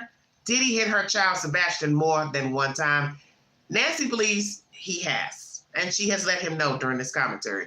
I'm sure he didn't appreciate it. They know how Nancy rocks. I'm still curious of why they would even want to do an interview with her. Because this is nothing like any interview they've done. This is the business right here. Because you know Nancy doesn't sugarcoat anything. But this is really what they need. It's for somebody to ask the hard questions verbatim. Stop dicking around, skipping around the subject, dancing around the lily pads. Get down to damn business. Because in the end, whether it's Nancy Grace, Good Morning America, these people are not going to tell you the truth if indeed they have something to do with the disappearance of this boy child. That's what you need to know. They can sit there stoic, stare off into space, because she's going to talk about that, them looking down in all their interviews. They're never going to tell you the truth. Somebody would have to get arrested for somebody to flip. That's my personal opinion. I've got a question about the belt incident. You're telling me that was the only time that you ever hit Sebastian with a belt. Yes, ma'am. And you're also telling me that did not make it to CPS? No, ma'am, that did not.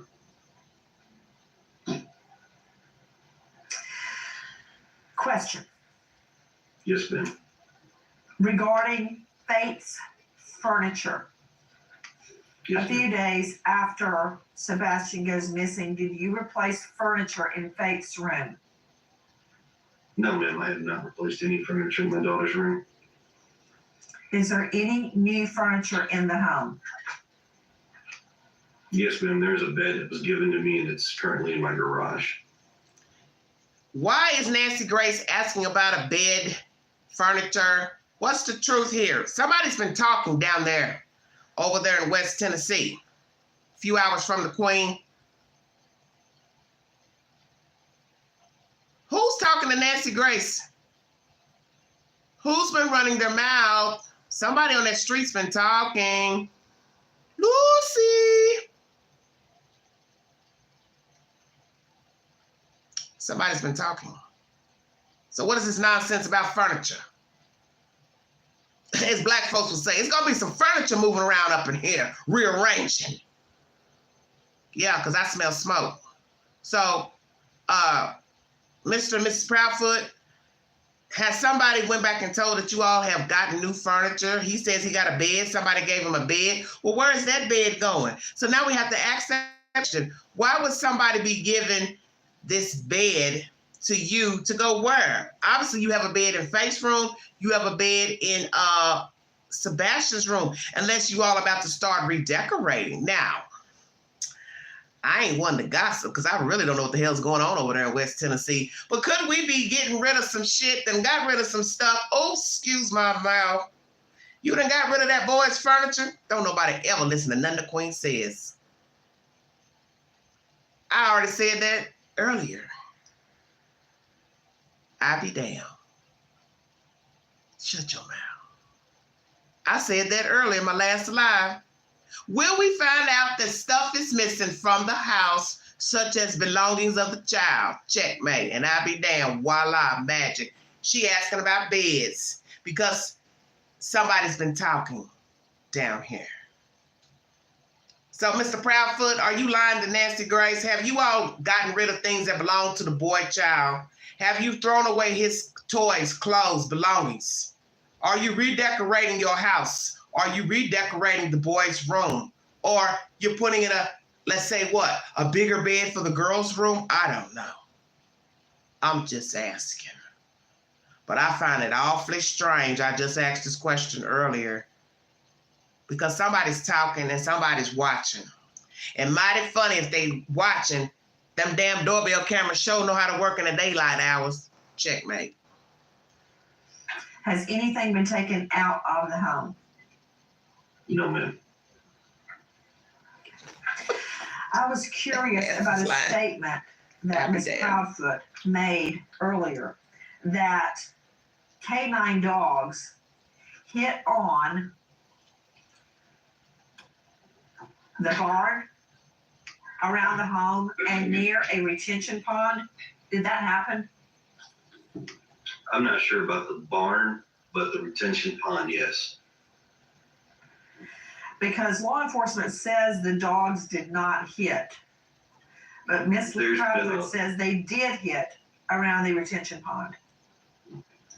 So there's been a lot of miscommunication in regards to let you tell it. I'm sure. To help clear that up, law enforcement has actually spoken directly with me, showed me a few things. What I can tell you is from day one, there was 5 dogs that started the scent for the search. And then after that, from the next 8 days out from that, there have been dogs from all over the country that have come in and done searches and had scent hits in various locations.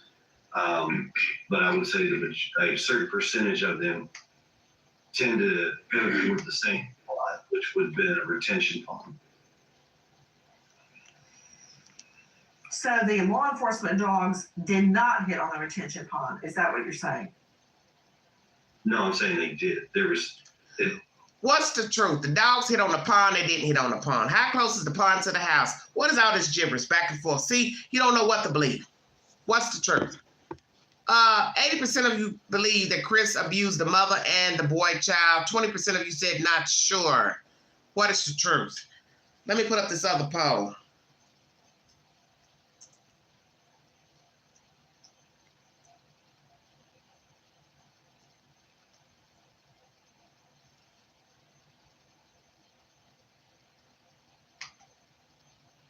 For some reason I can't get this poll to get up.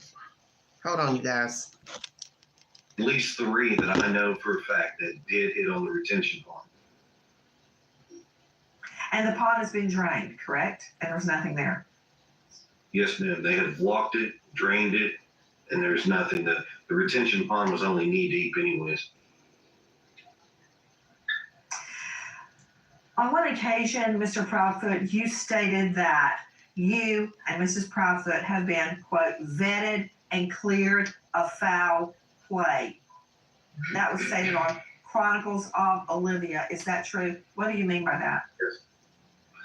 So after working with law enforcement of all agencies, they have actually told us that there is no foul play, no nefarious issues. We've been cleared of all wrongdoing. We are working extremely cooperative with all law enforcement agencies at any point in time that they've called, come to the house, anything.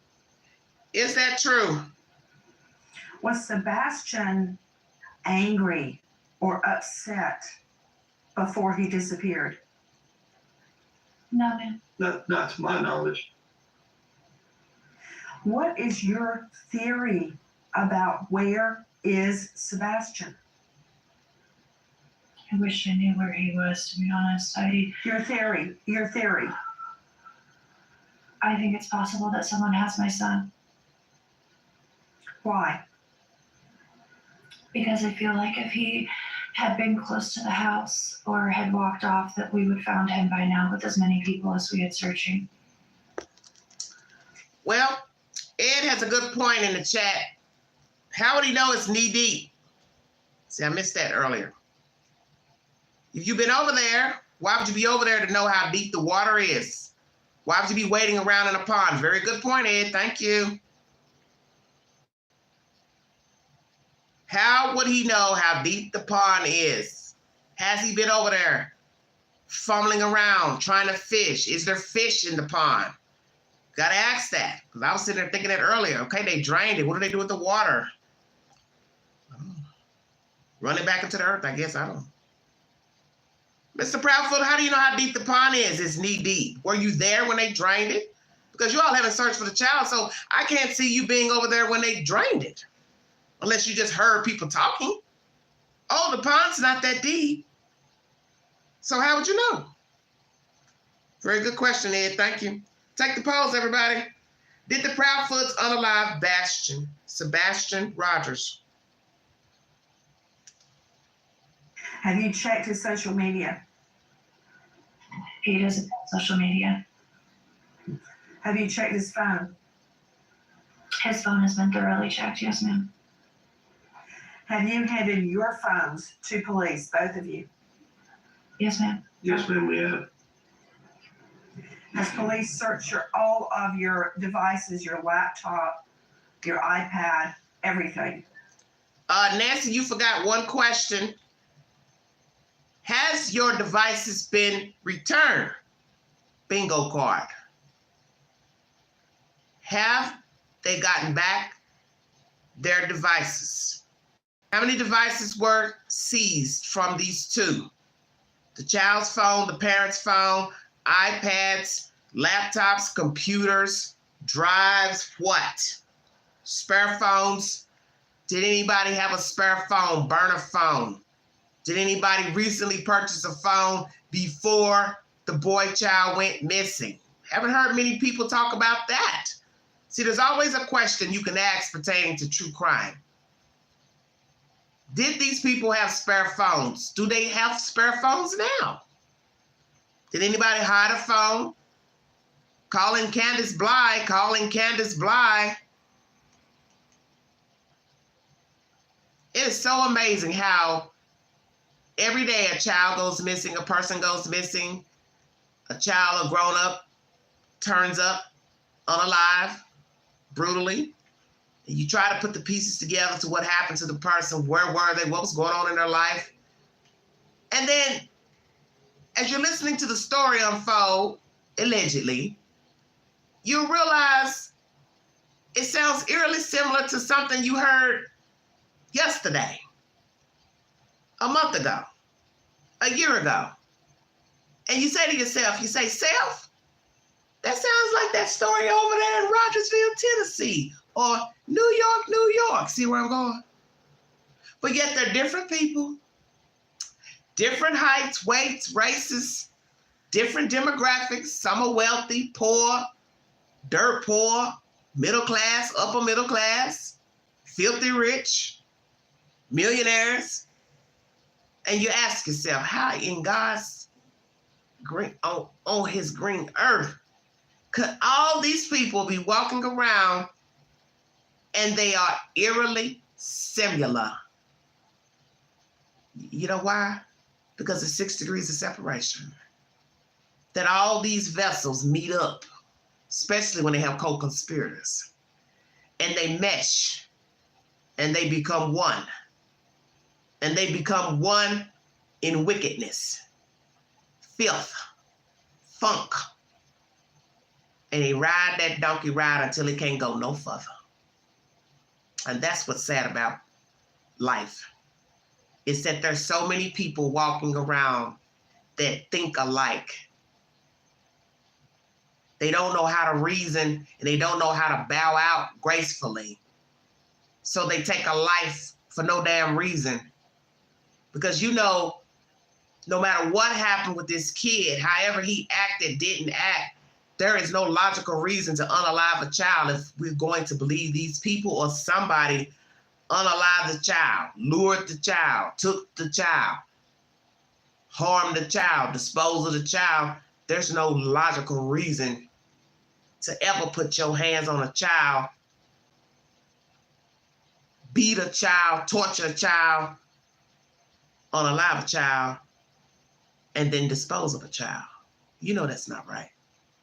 And you don't have no right doing it to a grown-up. Because there are better ways to handle your problems with them. Whatever you deem is a problem, just walk away. That's all you have to do. Everything. Yes, ma'am.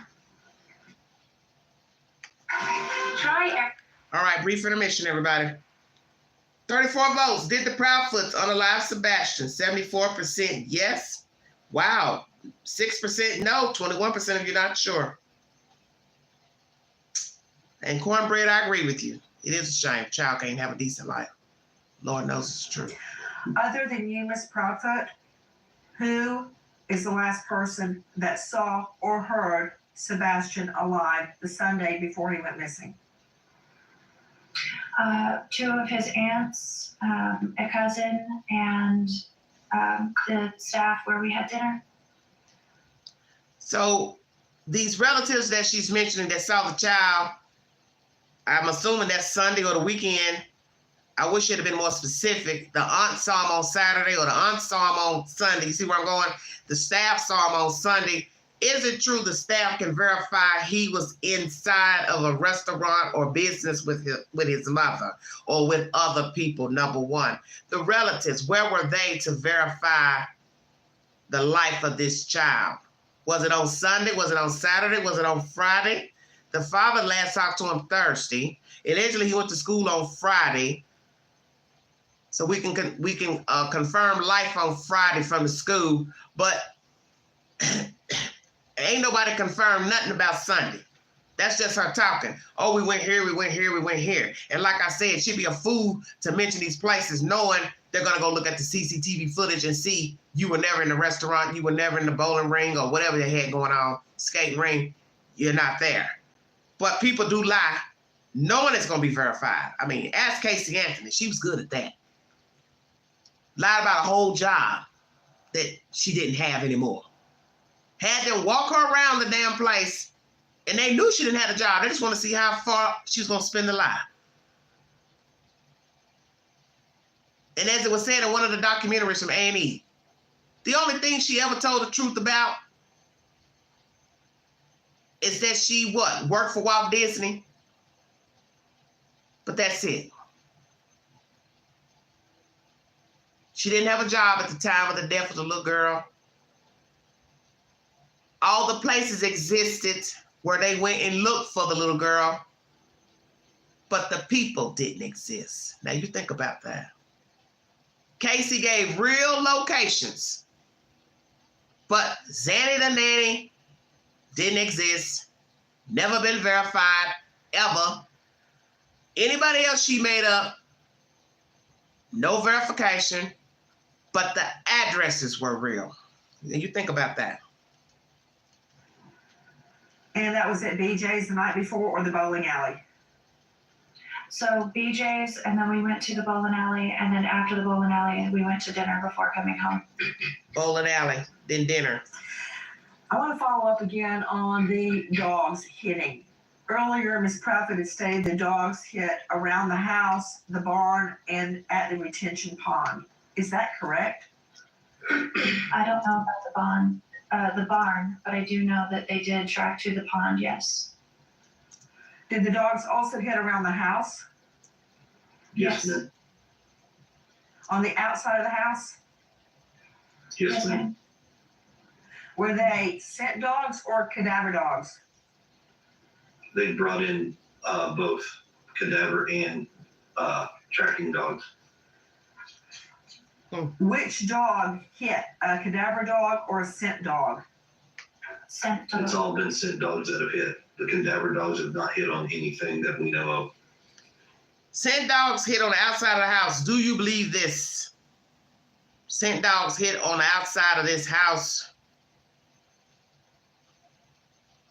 Naturally, they would hit on the inside of the house because he lived there. What has been found on the inside of the house? I have not heard anything about that. Anything found in the house suspicious? Blood splatter? Any human waste? Stay woke. What did the child's room look like? Nicely decorated? Sheets on the bed? Mattress? Headboard? Footboard? What? See, nobody talks about any of that. What the child's room looked like. Was he healthy? Did he weigh the correct amount of weight or what? Did he go to his doctor's appointments? Was he up to par with his shots, immunizations? Say, well, did the doctor ever notice anything suspicious about the child's behavior, wounds, anything? So you have to ask all those questions in order to get to the bottom of the story. And as I said, who has been coming around the child visiting? You heard nobody had a key to the house. The child knew the key code to the house, but they don't have security, so you can hear data, door open, door closed. Very interesting to me. I don't know if I believe that. I don't know if I believe that. Take the poll. Did she and child go to these places? What do you believe Sebastian was wearing when he disappeared? And would that have been what he slept in? Yes, so the clothes, the black sweatpants with the white stripes and the long sleeve black shirt, that is what he went to bed in. And the reason that I believe he was still wearing those clothes is because when we searched, I did not find those clothes in the house. So I have to assume that that's what he was still wearing. I'm sorry, I couldn't hear you. Did you say that's what he wore when he went to bed? Yes. Missing February 26, 6:30 a.m. Last seen wearing black sweatpants, black sweatshirt, glasses, no shoes. Missing with a flashlight. Amber Alert issued February 27th. Search has been scaled back since March 4th. Did he go missing, walk out of the house in these items? She said she don't have those clothes, so she's assuming that is what he left in. That's what she allegedly last saw him in. Or some of you who think he was unalive, that's what he last was carried out in. Checkmate. Yes, ma'am. Joining us right now, in addition to Katie Proudfoot and Chris Proudfoot, the bio mom and stepdad of Sebastian, an all-star panel. First to Brian Trasher joining us, Vice President of the Cajun Navy, who has joined the search. Brian, thank you for being with us. Who asked you to join the search? Well, we had deployed a team up to Nashville, Tennessee last week in response to the missing college student, Riley Stream. And we stayed up there until he was found. While we were in the area, we had a lot of people reaching out to us on social media saying that there was a young boy who had been missing for several weeks that was only about 20 miles away from where we were. So we talked to a few people, got some information, and decided to deploy part of our team that was already up there to Sumter County to investigate and see what we can do to help out. You went on your own. Were you asked to join? We were asked to join. I'm not sure specifically who some of our. When you look at some of the pictures of Sebastian, not to be mean or judgmental, because everybody decorates differently. The background looks like they got standard furniture from what we've seen with the dining table in the background. You know, didn't look lavish, didn't look like, you know, furniture you see from one of our specialty stores here, like Rooms to Go or Room and Board. Looked like just basic old wooden furniture, wooden chairs. Looks like to me they spent all their money possibly on paying a mortgage, expensive big boy truck, and a nice Infinity truck that she drove, 2017. He drove a 2021 truck. A truck, mind you, he couldn't remember the year, which I find very weird. How the hell you don't know the year of the truck you drive? But you know how to run a YouTube. You know how to go run and find a YouTuber. They know how to find you. You know how to jump on that. You don't know nothing else. You don't know the year of your car, but you know how to talk on YouTube. You know how to watch Facebook and worry about what the fuck everybody's saying about you and all of that nonsense like people have been saying. Why are you worried about YouTube and Facebook and what people are saying about you? You shouldn't even be worried about that. You should be looking for this kid. Now you sit here and do this interview with Nancy Grace. You can't remember if you work, don't work, where you going to work. She don't remember nothing, do she?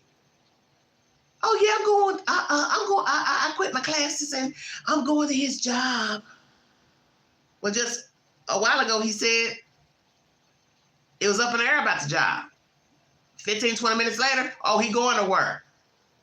Well, which is it? You two work or you don't work? Hell, maybe they selling drugs. I don't know. Maybe they got a GoFundMe page. Patreon or PayPal. Somebody's putting money in their pocket because people will do it. Know the people appear guilty, sound guilty, and you think they won't send them a cash out, a PayPal, or GoFundMe? Hell yeah, they will. So why is he worried about who's making money off of YouTube videos about his stepson? I won't doubt somebody's putting money in your pocket too, sir, since you're so confused about if you're going back to work or not. We know you got to work because you got to pay a mortgage on that house. You're probably paying car notes on those cars and trucks. You got to pay gas, water, house insurance, car insurance for your vehicles. You got to pay bills. So the fact that she's not working, that's strange because I'm sure her income helped pay something in that house. And then she had a whole child to pay for that's missing, that she no longer has to worry about shoes, clothes, stay woke, feeding, stay woke. But then he has another child and he still got to pay child support for, bills, so on and so forth. But they got one mouth less to feed. How about that? People talk to, but we get requests all the time, and we'll reach out. We'll try to get either a family member or a close friend of the family, just so we know we're talking to people connected to the family. And somebody had reached out and asked us to join since we already had assets so close to Sumner County. Tell me what you have been doing, Brian Trasher. Everyone with me, the VP of the Cajun Navy, who has joined in the search. You can find them at CajunNavyRelief.com. Brian, tell me what you guys have been doing. Let's go here. These two have shown no effort, emotions for this child. Let her tell it. She's cried for her son, whatever. But seeing is believing. That's just the way people are. People are judgmental. You have not been out here looking for the child because people watch. And now you're gone off into the wind to play footsies in a camper, to work, not work. That's your business. But you have not searched for the child. You have not showed any effort, any emotions for the child. And you have not called anyone to come help search. And that's what people look for when people get in front of the TV and say that their child's missing, their mother's missing, their husband's missing, whomever. People look for emotions. And I get it. Some people are not criers. Some people are not screamers. They don't fall out on the floor. But this is your child. So people are expecting to see some type of emotion from you, man. That's just the way it is. We don't expect to see men cry because a lot of men just, they're not criers. Even in death, they don't cry. But at some point they can break down naturally. And there's nothing wrong with a man crying. Nothing wrong with a man crying, okay? But you're the mother. So that's a bit, it's unsettling. And it's unsettling, as I said, you show no effort to search, and you have not called out to one entity to search for your child.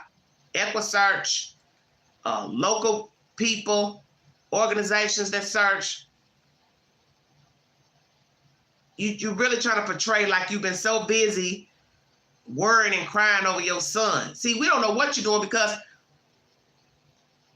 you've been hiding in your house and doing whatever you've been doing and sitting in front of your phone, live streaming with YouTubers, which to me, that's not searching for no kid. Now, as I said, we want you to get the word out about your child if that's what you want to do. I can't make you do that. That's up to you. You the mother. I'm not the mother of your child. But you don't seem to really care. You or this man. You're both you're devoid of emotion. And I think it's strange. Or no, I'm not going to say strange. It's expected from people who possibly are devoid of emotion and checked out. And I think that's what has happened here with Sebastian. You all checked out a long time ago. And maybe you portrayed yourself as a caring mother at some point down the road before you met this man. I don't know. For all I know, you may have been a mean mother. But somewhere down the line, you checked out, I believe. And I can't really just say it's all Chris. He's the reason for the season because I don't know you two. I'm just going by what I'm seeing, and what I'm seeing is not good. Just real the United Cajun Navy were the original group that everybody hears about. There's other groups that use the Cajun Navy name to try to fundraise off of our efforts. Cajun Navy Relief is not affiliated with us at all. We are www.unitedcajunnavy.org. We're the original. We're the real ones. Ooh, listen to him. He clarified we're the real ones. Okay, baby, don't come on Nancy Grace trying to argue now about who's what, because we don't want to insult nobody that's coming to try to help us search for the young man. Let's keep it nice and cordial. Now, I didn't catch that when I last watched. My goodness gracious. What is this, Fight Club? Damn. Again, what exactly have you been doing on the search? It's crazy. So we've had a canine, our own canine team who is already participating in the search for Riley String. This is what I'm talking about. We've talked with the lead investigator with Tennessee Bureau of Investigation, Agent Simmons. We've talked a lot with him and trying to coordinate efforts because we always try to coordinate law enforcement, make sure we're not getting in the way, duplicating efforts or putting out any. You know what, Mr. Trasher, let me just cut the chase here. Isn't it true that this weekend, pursuant to your search, that cadaver dogs hit in an area that had been closed off because of a prior hurricane, and it is on federal property? Bones and other items were found at that time. I found that very odd as it would relate to Sebastian. Even if it was Sebastian, his body would not have been skeletonized at this time. Can you tell me now that what was found over the weekend is not connected to Sebastian? Yes, no? No. So now you Not hear it. connected to Sebastian. That's Remains that they found do not have anything to do with Sebastian, and I'm sure Nancy wants this point made because of people going live and filming things and putting out information to make people think that a dog hit here, there. Nothing's been verified by law enforcement, and remains found do not belong to this child or have any relations to this case. This is why police don't want random people searching and going out here posting things live to make this, because it sends mixed messages to the public. And as I have said during my live streams, people repeat stuff and put it out like it's a spoken word and it's the truth, and it's not the truth. And Lord knows you have seen it with Summer Wells, the West case, Camille McKinney, Harmony Montgomery, on and on and on, even with Riley String. People just putting out information and it's not the truth. And there are gullible people who believe anything that's said. They see it on Facebook. Oh, it must be true. Saw it on YouTube. Oh, it's true. Oh, they said it on the channel. They said it in the chat. They said it on the panel. So what? So what? So what? So what? Hell, at night, I fly around at night. You believe that? Come on. Gotta stop being so gullible. That's the reason why they said certain YouTuber filming shit and everybody going, you know, passing the information around. The dog hit. The dog hit. Okay, did they pull the baby out? No, they didn't. That's the point. Correct. That hit was not connected to Sebastian. Damn. Okay. Get a grip. Joining me also, in addition to Brian Trasher, who has been leading the Cajun Navy in its search for Sebastian. Hold on, Brian. Other than those hits, have there been any other dog hits in and around the home or elsewhere? Not from our K-19. I'm very concerned, Brian, as you can imagine. All these dogs. Because LA law enforcement has stated there were no canine hits outside the home, which I find very, very disturbing. Yes. Because if he had gone outside, particularly barefoot, there would definitely have been a scent trail. Now, we're hearing from the Proudfoots that there was a hit around that retention pond. How far is that pond from your home, Mr. Proudfoot? Yes, Irene. Nobody ever verifies anything exactly. So I don't see law enforcement lying about if a dog hit, didn't hit, cadaver hit, scent dog hit. Now we got all these people bringing dogs. What did I say in my last live today or yesterday? Who and what did you use, or what did you use to bait the dog to say it's a hit? Because if you're not dealing with the Proudfoots or Mr. Seth, what are you using for the dog to say this scent or whatever belongs to the little boy? That makes no sense. Less than probably half a mile if you walk the whole path. Is it through wooded area? Would he have had to walk through the woods to get there? No, ma'am. You could actually walk either the main road or the subdivision. So the construction site is a subdivision, new addition that's being built. Right And close. they have a road that's going to be tied into our subdivision. So you could actually walk up that way, or you could walk to the main road and walk into it. Walking the main road would be dangerous, and I would assume some kind person would see the boy child walking and ask him, hey, where you going? You need a ride? And if he became combative or he didn't respond, I would assume somebody would be smart enough to call the police. So I don't know about that. That area they're talking about, construction site, if that's what they're talking about, it's right close to the house. He could walk through there, or somebody could have walked through there. But then I had to think about that. People have cameras, motion lights. Would these people, if they were trying to get rid of this child, take a chance going through these houses with the little boy walking when you could be seen with them? That would be risque. So I try to chop up all these little scenarios. But the one thing I have learned, and I said this to somebody the other day, I said, why is it that neighbors know everything about what you got going on, such as Nancy asking him about furniture moving and furniture coming out of the house, which leads us to believe somebody's been watching the house and talking. Let's say some neighbors been watching the house. They know who's coming and going. They know that they took furniture out or brought a new bed in, whatever. Why is it ain't nobody seen the little boy come out? Why ain't nobody seen nobody acting suspicious? Why is that?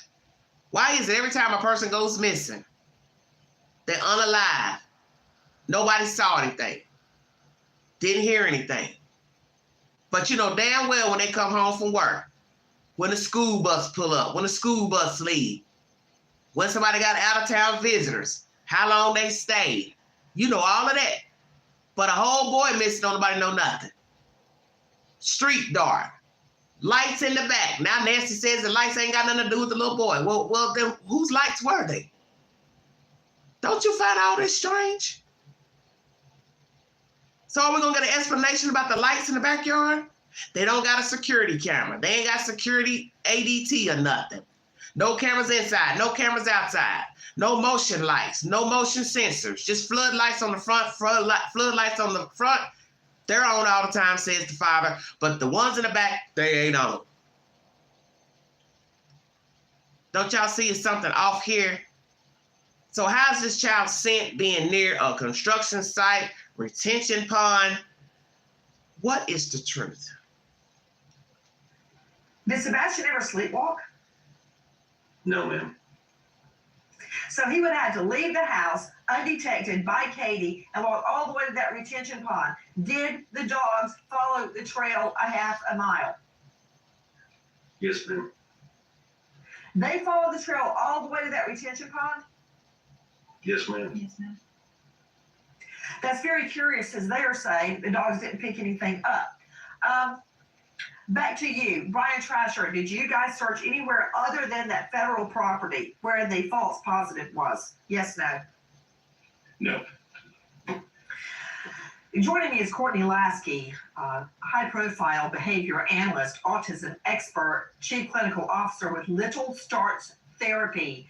Courtney, thank you for being with us. At this juncture, we know Sebastian to be most likely with people he does. Let me say this before she starts talking to her panel guests.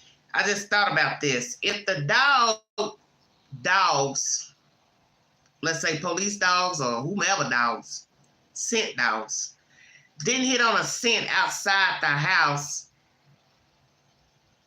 then that means he never left the house. So, Mrs. Proudfoot, we have a problem here.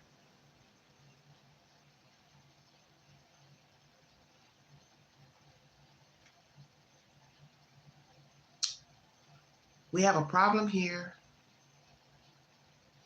If I'm supposed to believe that a dog or dogs didn't hit on outside, ma'am, sir, then the child never left the house. So this makes no sense if he went to school Friday and police can verify that he went to school. What are you saying? So then you got to ask how long a scent would last, because he had to have gone to school, because somebody by now will be talking. Oh, we ain't seen him in school in a week, 2 days, 3 days. So where are we going with this? So somebody needs to start talking, because this is bullshit. So if the dogs don't hit on the backside, which means he never went outside to play, you don't hit on the front, well, allegedly he went to school. So what are you talking about? How the hell he get outside to go to school? He went through the roof? He took a drone? What the hell are you saying?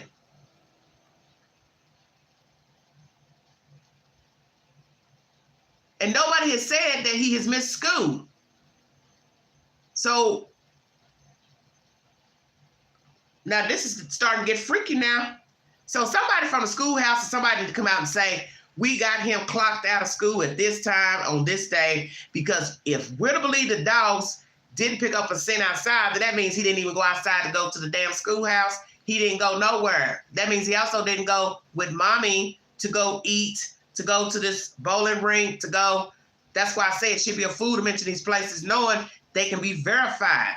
So now this is giving me the creeps, because now I need verification from the school. Because you got to hit on something from Friday to Sunday. At least Friday to Sunday, afternoon, evening. And as Nancy said, well, she ain't gave no time. And Nancy, you forgot to ask her, well, what time did you get back from dinner? He had to walk inside the house.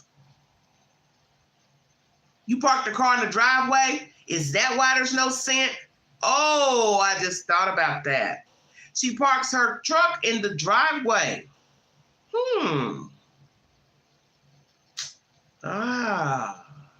Good thinking, Angela.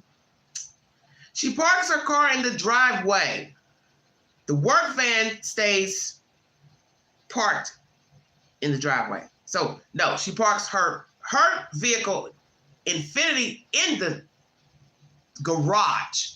She parks her work van in the driveway. So, where are we going with this? They went into the truck from inside of the house, bag out, garage goes down, go your merry way, come back, garage door open, go in the garage, shut the garage, go in the house. He never goes back outside after Friday. Is that what you're saying? Somebody needs to clarify. Doesn't know if in fact he is still alive. How would that affect a young boy with autism? It would affect him greatly. Based on the diagnosis of autism, we know that they typically have deficits with communication, social skills, and they display some rigid and repetitive behaviors. If, in fact, he is with someone else who does not know him well, that would be entirely out of his routine. He could be engaging in behaviors he hasn't engaged in before. He could be looking for an escape. He could be looking to get out of those aversive situations. We know that not every autistic individual will wander, but those who do wander, 36%, it's to get out of an aversive situation. So did this child wander because he feared for his safety? He felt uncomfortable. There was an altercation between he and the mother or the stepdaddy who says he wasn't there. Maybe he's lying, he was there. The child ran out. Maybe they were trying to scold him, whoop him, spank him, beat him up, suffocate him. I don't know what happened. Could it be the child ran out for his safety and he just got lost in the wilderness and he died in the elements? Could that be the situation? And the reason why we're getting these cold, empty beings is because they know he ran away. They didn't go look for him. And they know 9 times out of 10 he's not alive. Is that what has happened to Sebastian Rogers? Because that might be a theory that most people did not think about, okay? That the child ran out for his safety or got locked out. He wandered, didn't go knock on a neighbor's door, and he wandered out into the elements. Fell in the water, walked into water. I don't know. What's true? Something's strange, very strange about this. I was thinking about something else and now I've lost my train of thought. Oh, she's talking about autistic ways. When the father talks about only hitting him one time, the stepfather, and Nancy does not believe that for whatever reason. I don't know what information she's gotten. Hearsay, gossip, whatever. Why would you whoop a child because they were in other people's personal space? I meant to say that earlier because there's so much to try to keep up with here. Why would you whoop a child because you confronted the child about whatever he was doing in school? Because Nancy asked him, well, you whooped him one time for what? Because he got in other people's personal space. So the school's calling you to tell you he keeps doing this, he keeps doing this, whatever. So you mean to tell me you spanked the child one time with a belt, one swipe, because you asked him, hey, you keep getting in people's faces, you can't do that, don't do that, woo, woo, woo. So you're gonna hit the child with a belt? The woman's sitting here talking about autism, the behaviors of children with autism, how they act, how they behave. Some can't reason, understand, comprehend. So why whoop a child because he don't understand that he can't touch people? I've been around a lot of mentally challenged adults, children, and they do like to touch and talk and speak and wave and, hey, how you doing? And come up to you and shake your hand and rub you. Some people may, get offended. They might not want, developmentally delayed people touching them, to each its own. But I'm trying to understand, why would you whoop him? Why would you spank him, hit him one time, whatever, because he lied? You felt like that was a reason to hit him one time? And I'm like, Nancy, you probably hit that boy more than one time. Because really, it doesn't make any sense.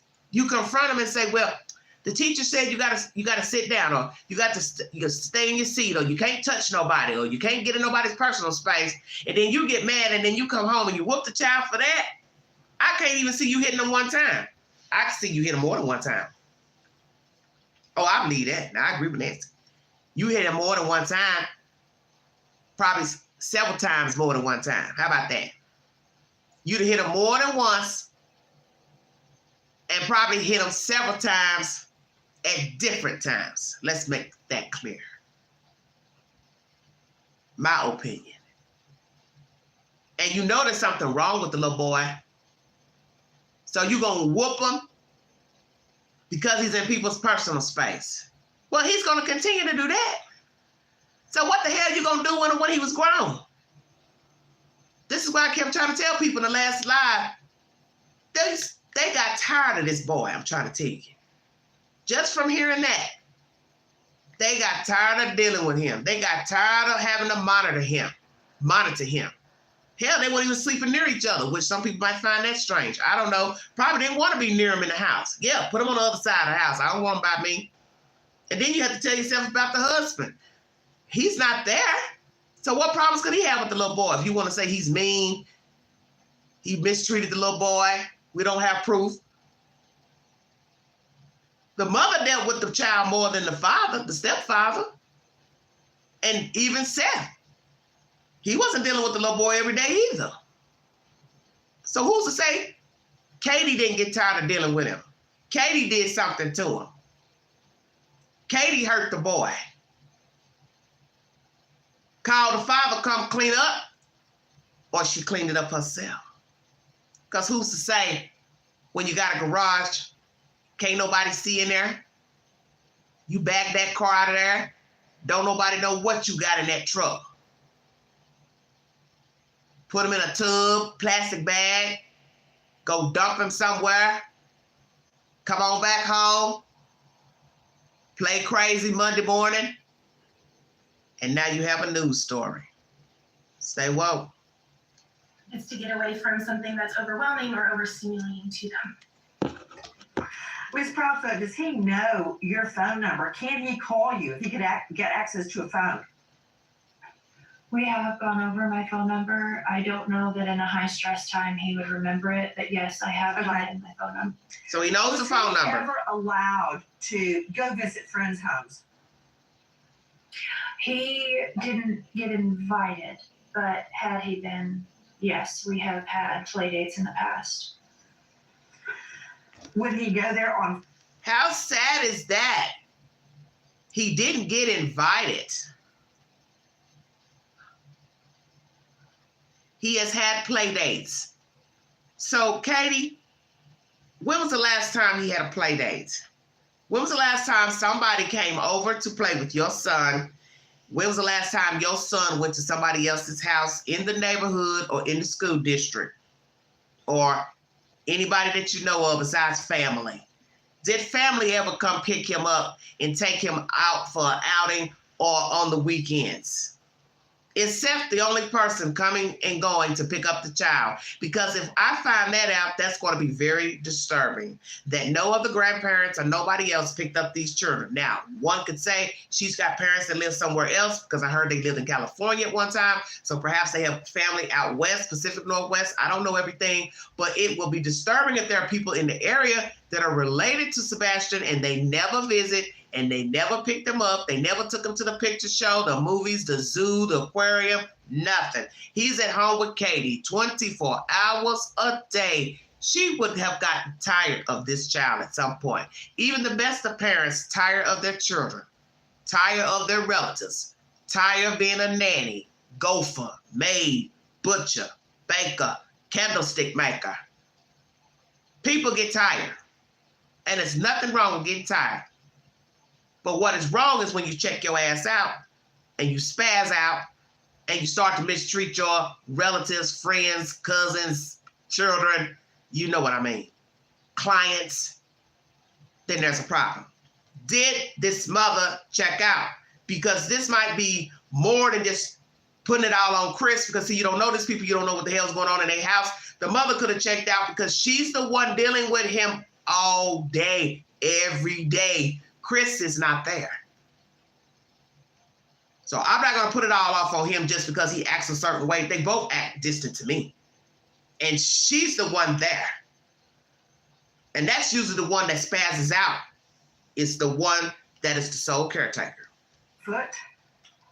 No, ma'am. Joining me now is Lauren Conlon, investigative journalist, host of the Outlier podcast, host of Corruption, What Happened to Grant Solomon, and you can find her at laurenconlon.com. Lauren, thank you so much for being with us. What can you tell me about Good question, Irene. of road, if anything, between Sebastian's home and that retention pond? Before we get to the retention pond information, that is something that we should be asking. This is why I did the live earlier to ask all the questions about these people, the dynamics, what they got going on. That is something I did not mention in the live. Thank you, Irene, for mentioning that. Do they drink wine, beer, liquor? Do they imbibe drugs, smoke a little marijuana, pop a pill? Does the mother drink? If she drinks, does she drink often? Spaz out, go out, fall out? I don't know. You hear her say, as he got older, she didn't check on him as much. He go to bed. She assume he's gone to bed. I mean, nothing wrong with that. I guess it depends on your perception because everybody runs their house differently. But did this woman drink? As I said in my last live, who are her friends? Where are her friends? Why ain't nobody talking? Oh, I'm her friend. We talk every night, or I go visit. We go to the mall. We go get our nails done, our feet done. I ain't hearing nothing. So do these people have relatives in the general metro Nashville area, Hendersonville area? What are we talking about here? Seth's family, do they go visit, pick up the child? Her family, do they visit? Does any of his family members visit the child, pick up the child, take the child somewhere? I'm not hearing none of that. Well, look, Nancy, I think like everything else about this case, it is very confusing because the public hasn't heard much from the police. We haven't heard much from the Proudfoots, obviously, when it comes to that, or Seth Rogers. And now I'm learning a lot here as I hear Chris Proudfoot say, okay, we can't speak about this because of law enforcement. And now with the Cajun Navy coming in, I think a lot of us are very excited that they are going to basically canvass this road. And they are actually telling civilians to hang back. Nobody needs to search this anymore. You need to stop. You need to stop. Thank you. I thought so with the name. With law enforcement and take over. Now, I called the Sumner County Sheriff's Office yesterday because of all the misinformation going around. And I gotta be honest with you, they didn't even know what was going on with this road, with the recreation search. They were either very elusive or they were very confused. But either way, it's very concerning because the people, and as well as myself, I don't live in Tennessee. I cover a lot of Tennessee. We are very concerned for Sebastian. We are very concerned. And so... Okay, so let me just stop you right there, Ms. Collin. Ms. Collin, everyone is concerned. Exactly. But let me remind everyone that law enforcement is under no duty at all to tell us or anybody else, including the Proudfoots, anything. They are not representing the Proudfoots. They are representing justice. And they will do what they have to do. The fact that they're not giving us a blow by blow is their business. Does it mean they're stymied? I don't know. Does it mean they know more than we think they do? I don't know the answer to that. But just because they're not releasing an ongoing investigative file is not a concern to me. At this juncture, I'm collecting facts in the best way I know how. Now, regarding... All right. Nancy getting crunk. Woo, calm down, sister. Are they drinkers, pill poppers, addicts, marijuana smokers? Take the poll. Native American, plural, have a high alcoholism rate here in the United States. This is not to throw any type of shade, just bringing you facts. On reservations, very true. Thank you for that information. Very true. Did he come from a reservation or was he raised, out here in a regular suburb city? Don't know. Is he a drinker? Is he an alcoholic? Take the poll. I will also put a poll pertaining to Katie. Is she a drinker? Heavy drinker? Don't know.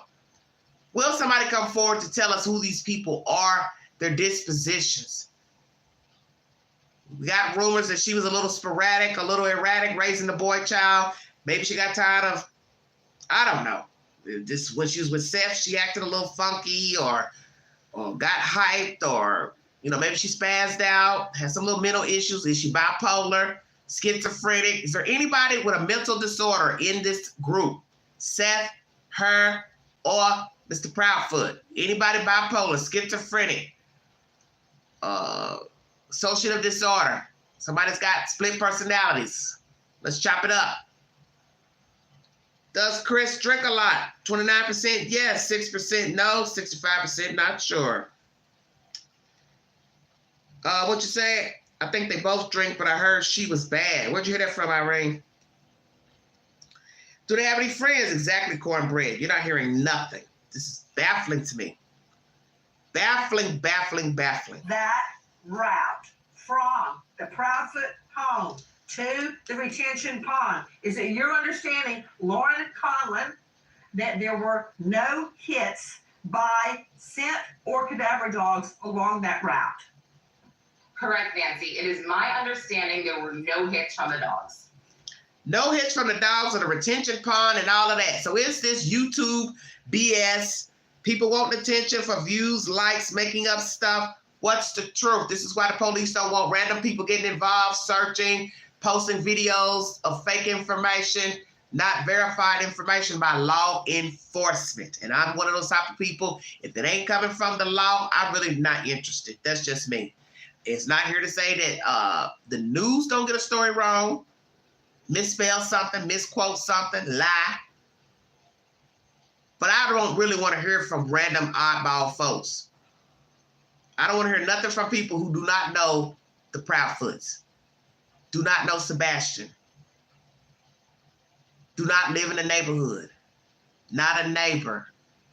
Because gossip is what fuel bullshit, causes biasness. This is the very reason why Kornberger out there in Idaho wants his trial somewhere else, because they feel like they can't get a fair trial. But we already know, most of the people in Idaho already know you are accused of killing those kids. So ain't nowhere in Idaho they ain't heard the story.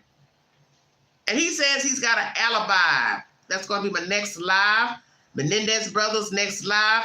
And Puff Diddy's house has been raided by federal agents. Mentioned at the beginning of this live stream. Sorry about that. Why has his house been raided? Stay woke. Take the poll, everybody, so I can take it down. Put up another one. Thank you for joining me. No hits on the retention pond. Why is that information being passed that is true? It is very confusing. It's confusing. You know, sometimes, Lauren, when we try to put together a puzzle, but we're missing a few pieces and we don't know what piece we're missing, you can't put the puzzle together. We're missing things from this puzzle. And right now, I'm on a fact-finding mission. I am pointing the finger at no one because I want to find Sebastian. Exactly. I want to go to Dr. Jory Clausen joining me. And guys, again, please, Proudfoots, Trasher, Lasky, Conlon, jump in if you have a thought or you want to contradict, because a lot of this is elusive. We don't know everything. To you, let's be truthful, Nancy. This live stream is almost over. 47 minutes into this live stream. Into this live pertaining to Nancy. I've been on here 2+ hours, 2:27. They're not going to really tell you how they feel about the people because they're on the panel. Let's keep it real. She's got 1, 2, 3, 4 guests, and then the 2 parents. That's 6. These people, if they feel any type of way pertaining to the parents and anything they said, done, not done, they're not about to sit on this panel and tell the Proudfoots what they think of them and their behavior. If those 2 weren't in the box, you probably get a little bit more out of these. Got one guy up here with some agency clout chasing about being a searcher. This is what I want. This is the reason why I hate hearing about this one and that one wanting to get involved, because you're thinking that people are genuine, that are getting involved in a story. And I speak from personal experience in dealing with someone that got involved with the Summer Wells case. They were allegedly with a legitimate agency, and they ended up being just as dramatic as Candace and Don, all in my ear, what he said, she said, gossip with somebody they were working with, and it was sad to me. And I wanted to tell that person, because I had to check myself, because I would have cussed his ass out. Don't come to me with no crazy ass bullshit. You're supposed to be here to help these people, and you're acting just like them. Juvenile as hell. And this is why I keep trying to tell you all. You're watching people up here on this box talk about true crime. You don't know them. You cannot honestly believe that every YouTuber, every reporter, every news agent is serious about the story that they talk about. They don't have to be. Because they tell a news reporter, anchor, not to be emotional, not to show emotion, just deliver the story. Rarely do they give their personal opinion because you know they're not supposed to. YouTube's a little bit different, free range to give your opinion, but you can't sit here and honestly say, oh, I think she really cares about these kids and this lady, this guy. Oh, I think he really cares. He's out there searching and he's doing this. It's for the views and the likes. You people better wake up. It's a business. Just like the news pays these people $1-2 million to sit behind a desk and give the story. Well, the YouTuber got to hustle a little bit more. Call them a spade a spade. Like it, don't like it. It's life. But I don't believe everything people say and pass on anywhere. Facebook, Snapchat, all this old nonsense. Because that's all you're getting now is he said, she said. He said and she said and he did this. As soon as you ask somebody, where you hear it from? I don't know. Well, where'd they get it from? I don't know. Then they get an attitude. Well, what the fuck you getting an attitude for? You passing it. That's why you have to be careful in spreading rumors. And Riley Strain case is a prime example. You don't know what the fuck happened over there in Nashville. You don't know, did he fall in the water or he walked in that damn water? Better stay woke. Yeah, I keep it real over here, honey. Because you don't know people. You don't know the mindset of people. And this is what I always try to put in my information. Bring me a receipt. Because the one thing I don't like to do is pass rumors about people who are possibly dead. That's wrong. It's not right to do it when they're living. But if they're dead, you don't be passing gossip about people making up stuff you don't know is true or not. Now you got people sitting right here on this woman's show saying the dog pings ain't legit. And you got YouTubers sitting here filming this shit, putting it out like it's the real deal. And there are gullible people out here who believe it. That's a problem. Cory Crosby joining us, former law enforcement, now faculty, St. Leo University, very well known psychologist and author of Operation SOS. You can find him at drjory.com. Dr. Jory, thank you for being with us. Many people have made much of the fact that when interviewed, the Proudfoots do not look at the camera, they look away, they don't cry, and they don't seem upset. Now, that may or may not mean anything. People can be very upset, crying, screaming, cursing. They may show no emotion at all. They may be numb by the time interviews are happening. Is that true? That the Proudfoots are numb? They don't know how to act. They don't know how to talk. They're letting these YouTubers film them, but don't really understand the ramifications. Nancy Grace gave them the business. Yes, she did. But they've changed things in their commentary, and they were wishy-washy in their commentary with Nancy Grace. That's not good. Adding something, taking it away, contradicting yourself. They've contradicted themselves about the lights. They contradicted themselves about is he working, not working, going back to work, following them. Still no mention of, she says we're going to search, but people are kind of looking like, nah, I don't believe that. I don't believe you're going to search for this kid. You've had 5 weeks to search and you haven't. Why are you going to search now? You just said you left your job to go follow your husband. See, this is why sometimes it's not good to talk to people. Because really you only need to spin the story one time. And now you've spun the story to several people and you're changing your version. Katie Proudfoot. Mr. Chris Proudfoot. What's the truth pertaining to this young boy? As I said, these people didn't want to really give their opinion about what they thought because the Proudfoots are sitting on the same panel. Are they numb because they don't really know what to say? Or are they numb because they're guilty and they did something to the child, or they know where he is, or they don't really know where he is, and they just don't have any damn emotions toward the child? Could that be it? The child did walk away, ran away, and they just didn't do a damn thing to go find him and search for him. What's the truth? I'm very different. When I talk about my fiance's murder or I talk about my dad's death, I still cry, even when I swear I'm not going to. But everyone reacts differently. I'm going to throw this directly to Mr. and Mrs. Proudfoot. Much has been made. I'll ask you. You very often look away, don't look at who's asking you questions, show no emotion. Much has been made of that, and I'd like to hear your response. I'm not judging one way or the other. I'd like to hear your response. Is Nancy telling the truth?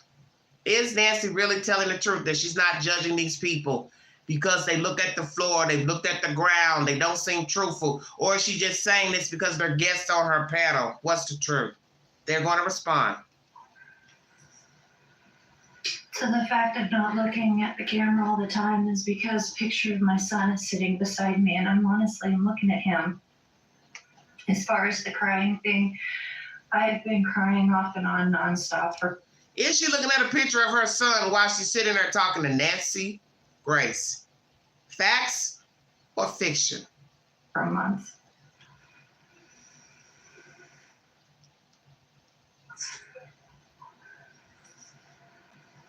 So the fact of not looking at the camera all the time is because a picture of my son is sitting beside me, and I'm looking at him. As far as the crying thing, I've been crying off and on nonstop for a month. Has she been crying nonstop for a month? Or is she just putting on for the camera, looking down, woe is me, my son's gone, but hasn't searched for him? So let's be truthful. Katie, what have you actually been doing for 5 weeks? You and your husband. What have you two been actually doing inside of your home since this little boy was reported missing? Because in the end, what I think of you and others think of you, it won't matter. You may not have hurt your child, but everything is about how it looks. And people have been wrong.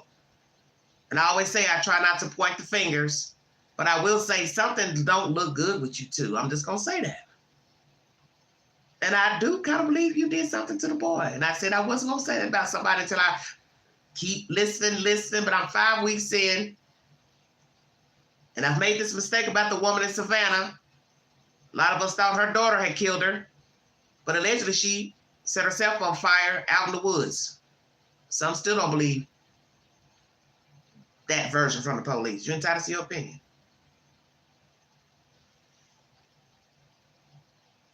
Do you miss your son?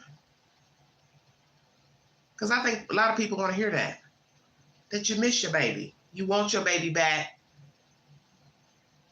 And you know, that's something that I have not heard you say. You have never said, I miss his hair. I miss the way he does this. I miss the way he laughs. I miss his smile. I miss his jokes. I miss his smell. I miss the way he walks across the floor, pitter patter. You understand? I don't think I've heard that. And you're not saying it here. Yeah. Because like I said yesterday, it's going to be a shame if we find out you've gotten rid of that boy's stuff. You've thrown away his stuff, his belongings, because somebody's been talking to Nancy Grace. Somebody from good old West Tennessee has been in her ear, or she's gotten gossip from this damn jukebox up here. Because him bringing a bed in, people are going to say, well, why would you take a bed in and put in a garage for what? You going to put the bed in your room? You going to put the mattress in Faith's room? Or you going to put the mattress in his room? Then I started thinking really crazy stuff. What size is his bed? Bunk beds, twin beds, full size, queen? Did somebody hurt him in his bed? Is there a mattress that's soiled? Did he use the bathroom on himself? Did somebody get pissed off because he used the restroom on himself? Or did he relieve himself because somebody did something to him sinister? That's why we need a new mattress.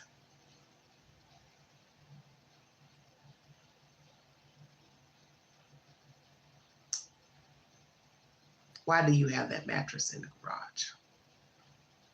I'm just saying. Many people have asked me, why did Miss Proudfoot not call 911 immediately? And here's your chance to answer that. Because by the time I realized my son was missing and I called my husband, at that point I was hysterical.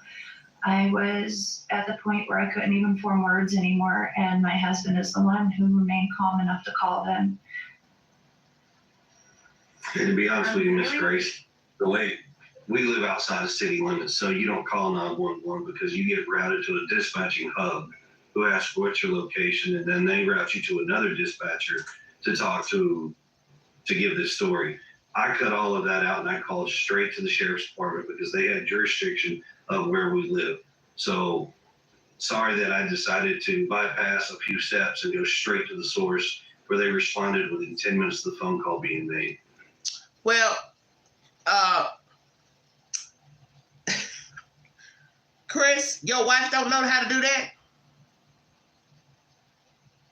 See, this is what I learned about certain types of people. Always got an answer for every damn thing. So, Chris, listen to what you're saying. You are all the way in Memphis getting a phone call that your stepson's missing. And then you want to see old Nancy Grace and tell us, well, excuse me if I call directly to the sheriff because you got to go through Pookie, Ray, Bubba to get through the line. Damn, your wife don't know how to do that. Your wife don't know how to directly call the sheriff's office. She lives in the same damn town you live in. Y'all live in the same house. Y'all sleep in the same bed. She don't know about all the routes they take to call the sheriff. I didn't hear anything. Oh, y'all sleep. Oh, you probably are watching this live because you love social media. I'll answer that. Well, I called all these numbers because I called the sheriff. I called directly. Okay. Don't shoot. Damn. But I'm saying your wife don't know how to do that. Your wife don't know to call the sheriff directly. You all been living in this house how long? You been living in this town how long? And she don't know, oh, I better call the sheriff directly because they'll just reroute me to this person, to this person, to this person. Oh my God. Chew my paw off. Miss Proudfoot, that evening, were you drinking? No, ma'am.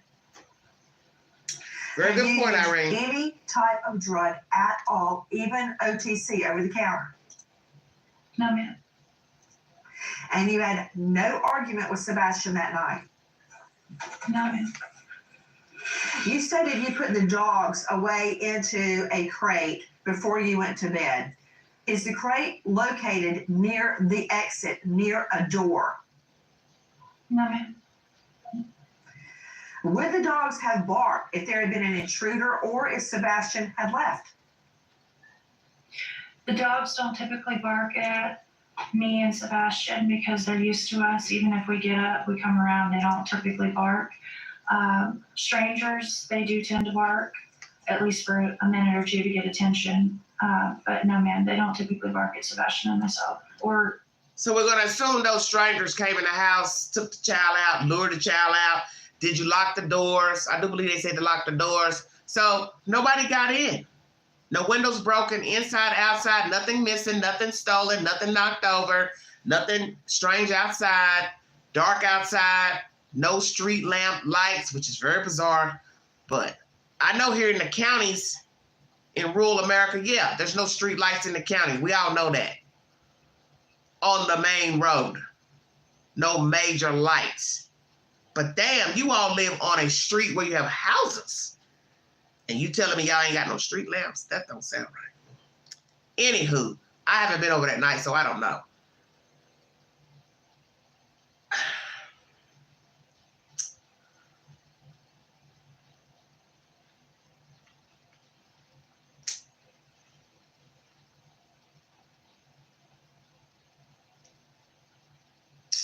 They have dogs, yes. A dog. Yeah, she put the dogs in the crate at night, she said. She put the dogs in the crate. They were barking for stranger came, but they're not necessarily barking type dogs. So, I don't know. Christopher. What kind of dogs are they? Morkies.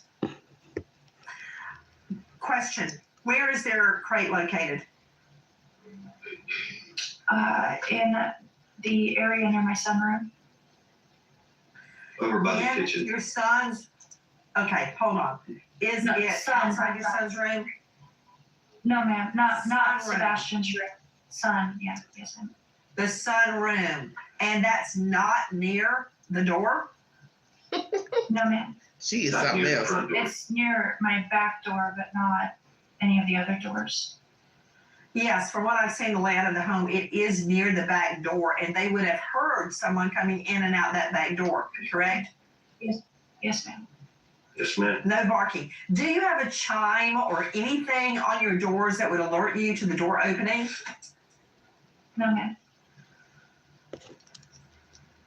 Autistic child in your possession and you don't have any security in your home, inside or outside. Do you all believe this?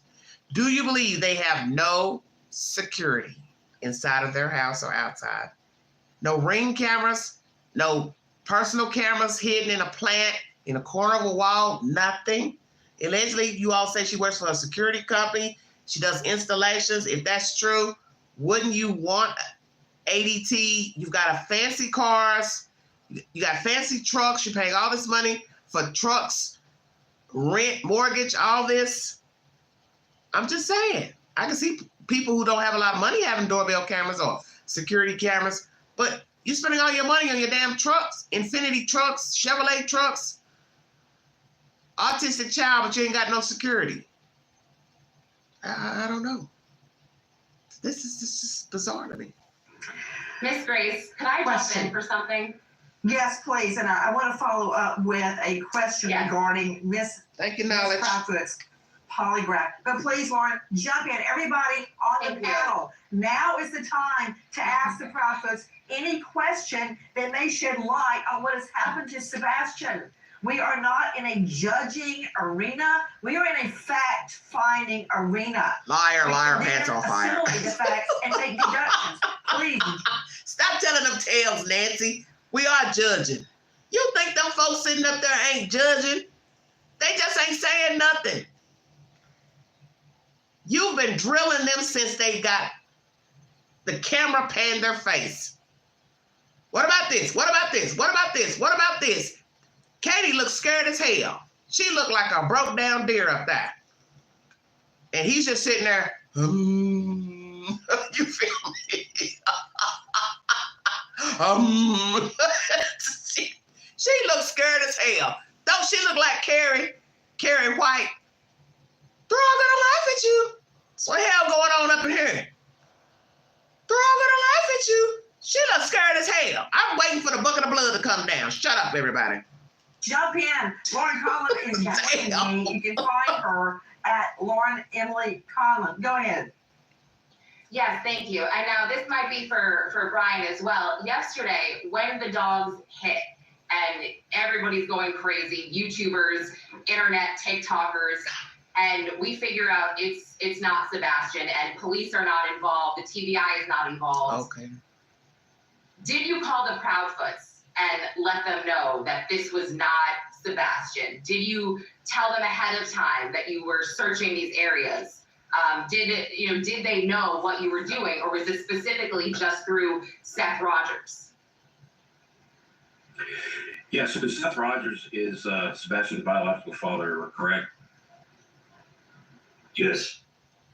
Yeah, so Yes. he was there, and as was Okay, I see what the hell's going on mentioned here. earlier, when He said Seth Rogers, he's the biological father. Damn, you don't know that? You don't come to town to search for him and you don't know?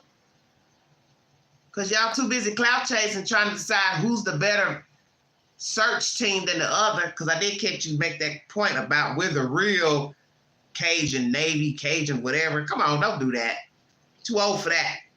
Supposed to be here to search for a kid. And you act like you don't know that Seth Rogers is the father. Well, they're not speaking to Seth. Newsflash, newsflash. I'm almost 3 hours into this live. Please go back to the beginning of this live when I'm done to get the latest news. They're not speaking. Anybody listening? The Proudfoots have stopped speaking to Seth Rogers. He has just done an interview last night with News Nation. He has not talked to his stupid ex-wife, baby mama, in 2 weeks. They have a whole child, 15 years of age, missing out of West Tennessee, and they're not talking to the fucking father. That should tell you everything you need to know. So Nancy Grace, sorry, sister, not sorry. I'm judging at this point, honey. I'm judging at this point.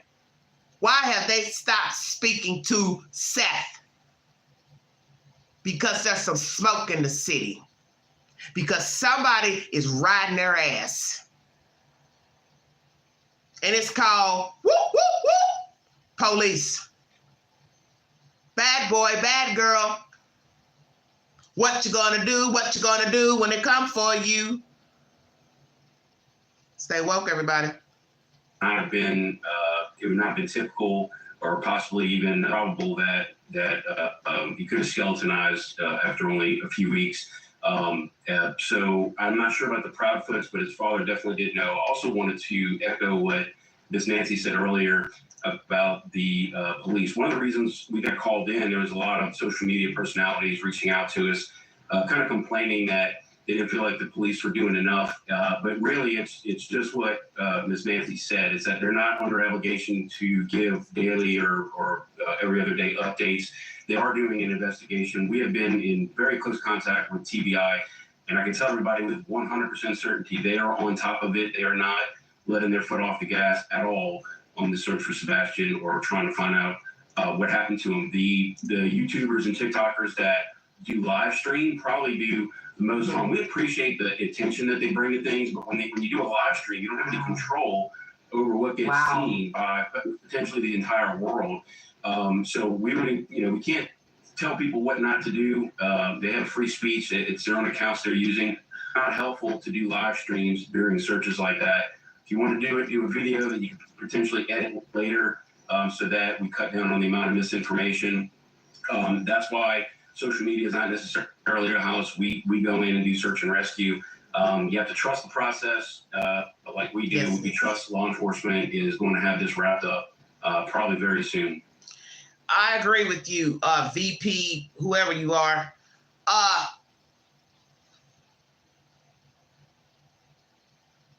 The Proudfoots have stopped speaking to Seth Rogers, the biological father of Sebastian. Feel free to go verify that information when you get off this live stream. News Nation is the source. There's something funky going on here, and I think we already know why. And what's next will be this. Stop talking to the biological father. Stop talking to family and friends. Stop talking to the police. Hire a lawyer. Checkmate.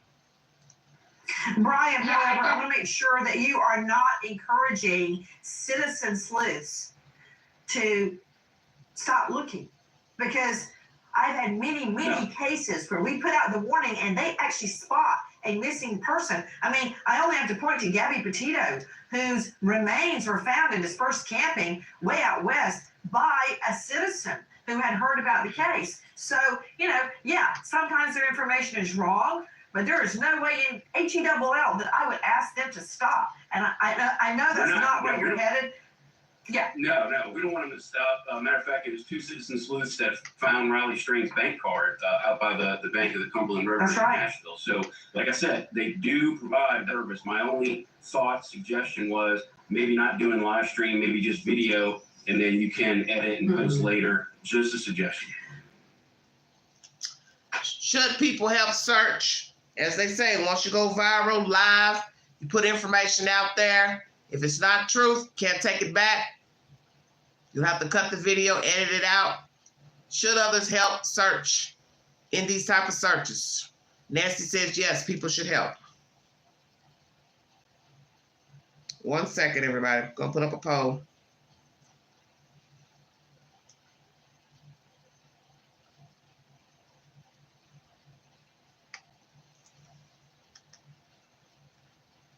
Hey guys, I don't want to see anything edited. I want to see the whole thing. No edits, no airbrushing, the real deal.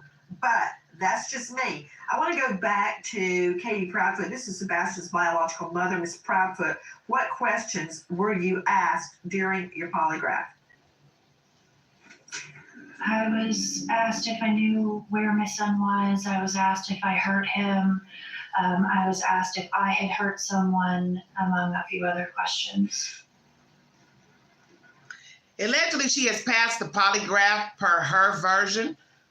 I don't know if she passed or not. I don't think I heard the police say she passed. If they did, I have not heard the content. So has she passed? And the reason why Chris hasn't taken the polygraph, because allegedly he's been verified to be at his job, which I think is bullshit. So let's go here. Most polygraphs are admissible in court. If you're numb and devoid of emotion, you can pass a polygraph and pass it and be lying. Or could it be Katie is telling the truth? She has not hurt her child, harmed her child, unalived her child, doesn't have knowledge that somebody hurt her child, and the father did something all on his own, the stepfather perhaps. Or could it be the father?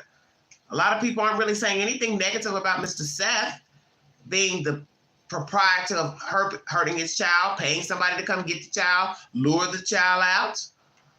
Has everybody been putting the blame in the wrong place? Because people have been wrong before about who they thought hurt a child. Just saying, just asking.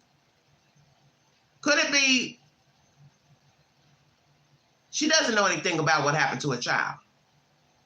And the father, the stepfather rather, he did something and he's not said to her he hurt the child.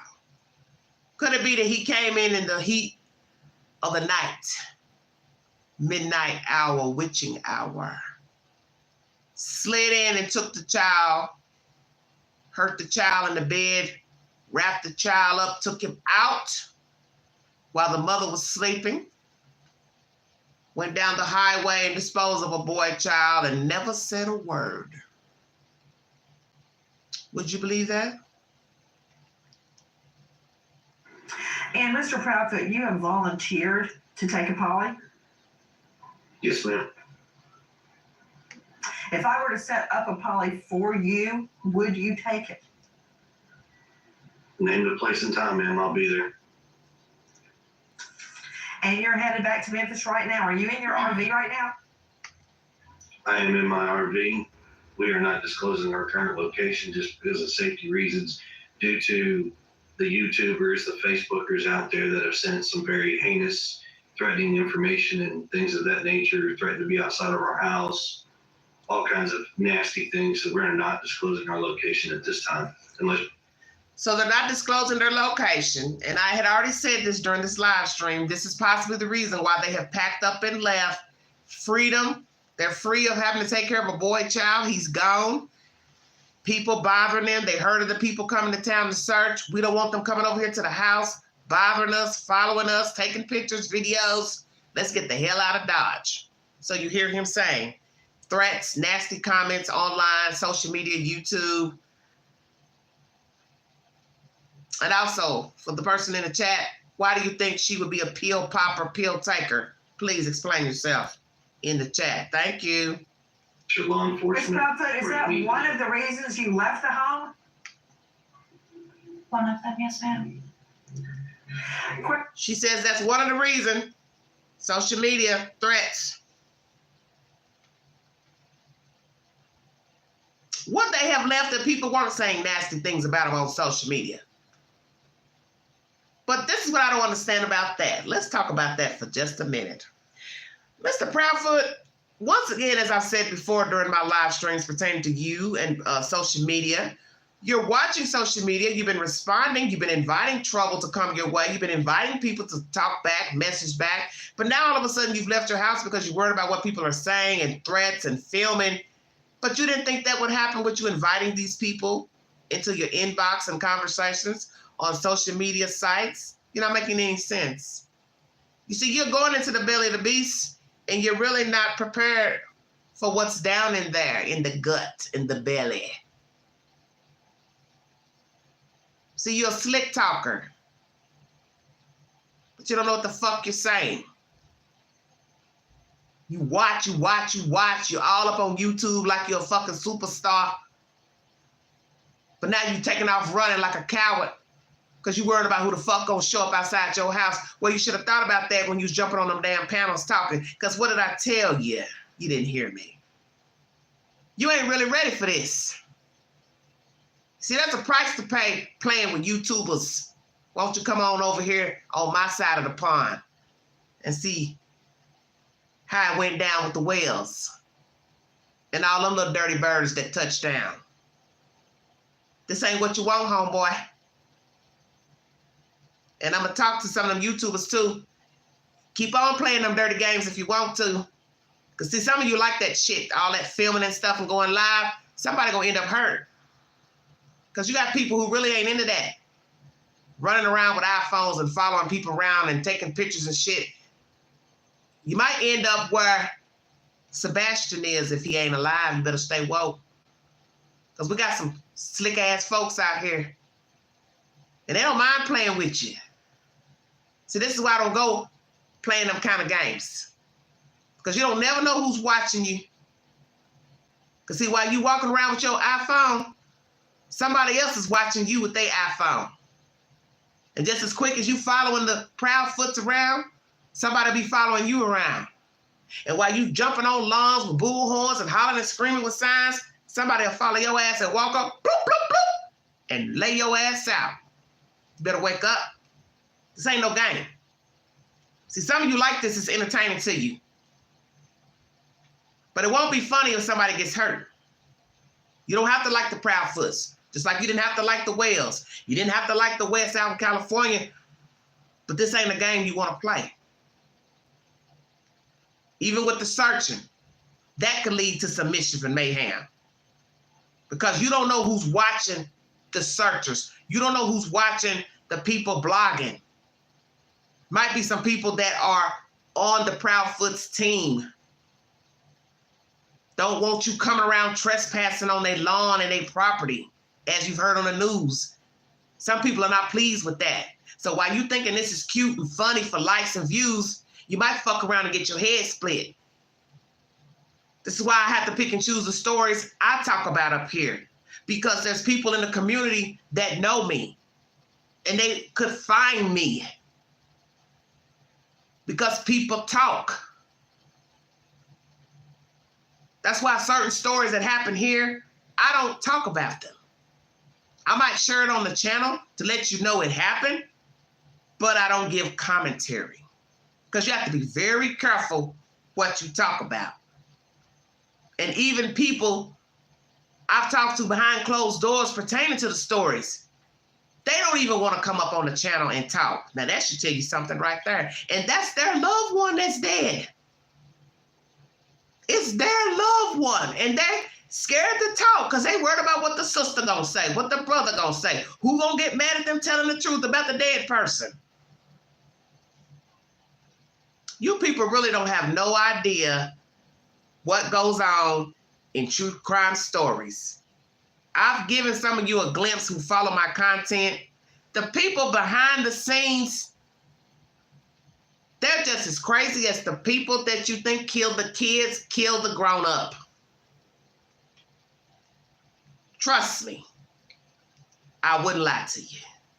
You got to be very careful who you talk to out here. Question to you guys. When police came in and processed your home, did they look with, for instance, luminol? Did they check? What did they do when they searched your home? They thoroughly searched my home with many different things. They removed some things for the dogs to hold the scent, and for Sebastian's DNA. I know that they used thermal Night vision, thank you. And I don't know exactly all of the tools that they used, but I do know that multiple different searches were done on my home by many different people, detectives, sheriffs, and a few others. Yeah. So what was found in their house by law officials? Naturally, they've gone to their home a few times. She said her car's been searched a few times. What was gathered in her car, in her vehicle, her work truck, his truck? Did they search his truck thoroughly? What was found in the house, in the child's bedroom, inside of garbage cans, drains? Did they check their drains, the tubs? Say, well, the garage, outside, little ways outside. What has been found as evidentiary material pertaining to the Proudfoot's home, cars, belongings, clothes, washing machine, dryer, stay woke. I wouldn't swear that the forensics folks showed up or not, because there were so many folks in and out of the house that it was just, hi, I'm so-and-so law enforcement, I'm so-and-so law enforcement. Okay. Every time. Did you hear that? Did you catch that? I don't think anything would have showed up. Did he say what I think he just said? Oh, I get it. Because everybody's trampling in and out, saying they're law enforcement, that they could contaminate the scene. Is that what you're saying, Mr. Proudfoot? Let's play that again, everybody. All of the tools that they used, but I do know that multiple different searches were done on my home by many different people, detectives, sheriffs, and a few others. Yeah, I wouldn't swear that the forensics folks showed up or not, because there were so many folks in and out of the house that it was just, hi, I'm so-and-so law enforcement, I'm so-and-so law enforcement. Okay. Every time they said we need to look, well, please do.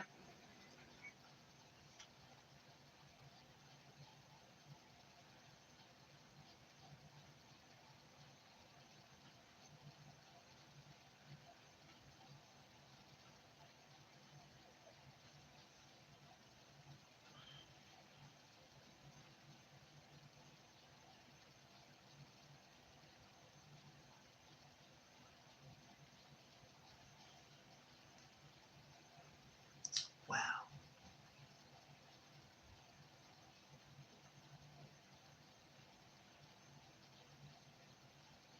I'm speechless. Mr. Proudfoot, I'm at 58:43, and this has hour 3 minutes left. Little, but a few minutes left on this live stream. Oh my goodness. You just told on yourself.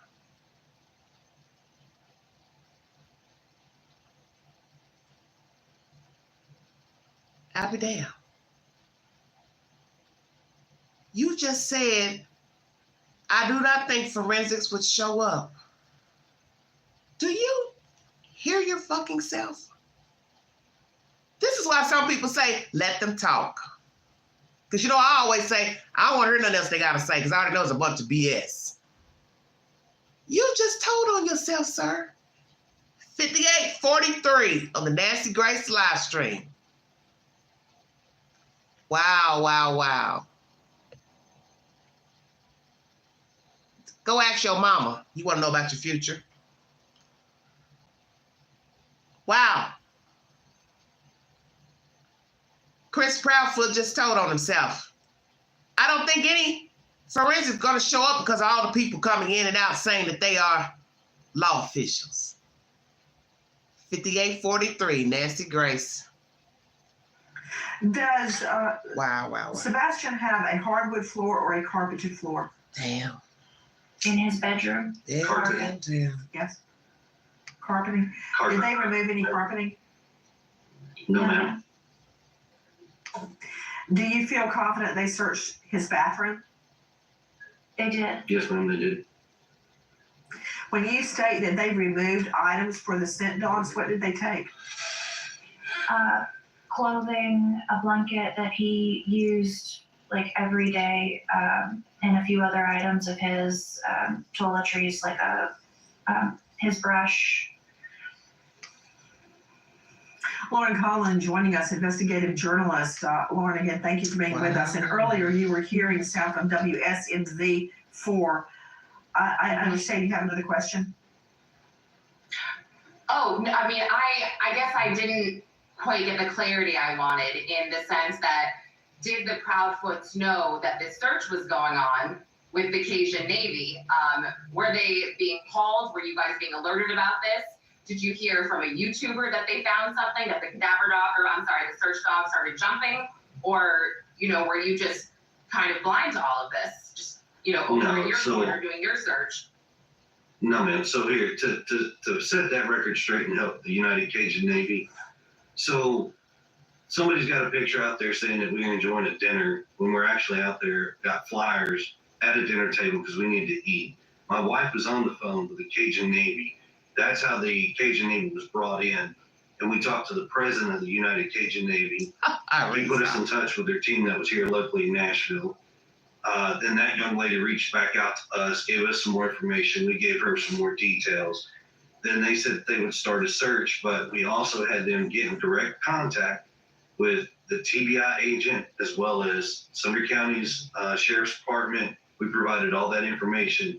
They reached out to them, got some information. They pushed outside of the areas that had been searched already, conducted a search. Somehow or another, they linked up with the bio father who supposedly got a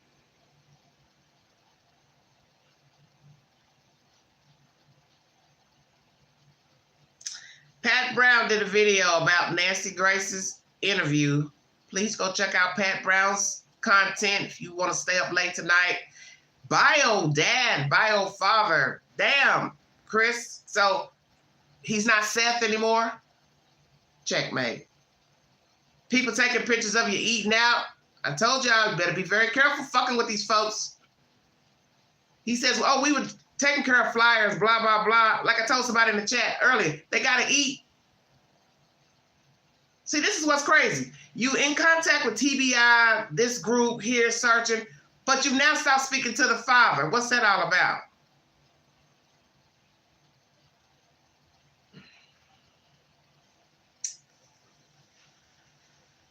This is a dirty game. This is a dirty game. And this is a dirty game that sends chills up my spine the way I feel about Summer Wells. It's how I feel about this right here. This is a dirty game. How in the fuck can you stop speaking to the bio father? Seth is his name. What you gonna call Sebastian? The boy, the child, victim number one? Wow. You just admitted in this live with this woman, ain't nobody gonna find nothing, everybody trampling through. That's what you hope. They don't find nothing, Mr. Chris. Chris, I got your number, baby. Yeah. I got your number. I hope you is secure with everything you did. February 26th. Lord, and that's my mama's birthday. Shut your mouth. Never told nobody that on the live. The day the baby went missing. Probably got missing the 25th. How about that? You think you covered everything. Okay. Tip from somewhere, whether or not it was credible or not, we don't know. But it led them to searching on federal property without permission, which is where we have been informed at some point that there was allegedly a hit on something, but turned out to be nothing, and they were asked to leave the property immediately or the cops are going to be called because it was trespassing based off of a tip that the bio father received. Yeah, to Brian Trasher, VP of Cajun, let's clear it up. Isn't it true this is on federal property that had been closed off? It was a hurricane site earlier. It was also, yes, thank you. And it was also near railroad tracks, and some homeless people had been living there, and apparently one of them had died, and we believe that is what the dogs were hitting on. Is that correct? Yeah, all the above is correct, and we did not gain access to the property. It had already been open when we got there. I'm not sure how entry was gained, but yeah, everything above it that you said was correct. Guys, the search for Sebastian goes on. If you have information, if you know or think you know anything about this beautiful, young, autistic boy, please call TBI, Tennessee Bureau of Investigation, 800-TBI, fine. T Tennessee, B Bureau, I investigated. TBI, fine. 1-800-TBI, fine. That's 800-824-3463. 615-451-3838 is the tip line, everybody. Please join us in the search for Sebastian and lift up your prayers. This boy will be found. Goodbye. Contradictory information during this live stream. I'm not going to hold you because I'm already in hour 3. Because I wanted to interject while all this information was going on. I'm going to play you one more content for those who are coming into this live stream late so you can see the dirty motherfuckers you've been listening to. Yeah, I'm crunk now. I'm woke and I'm crunk. PROUDFOOT'S.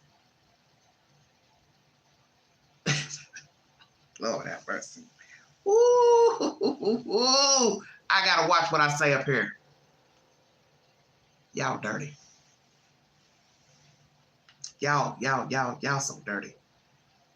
You want to know what kind of people were taking care of Mr.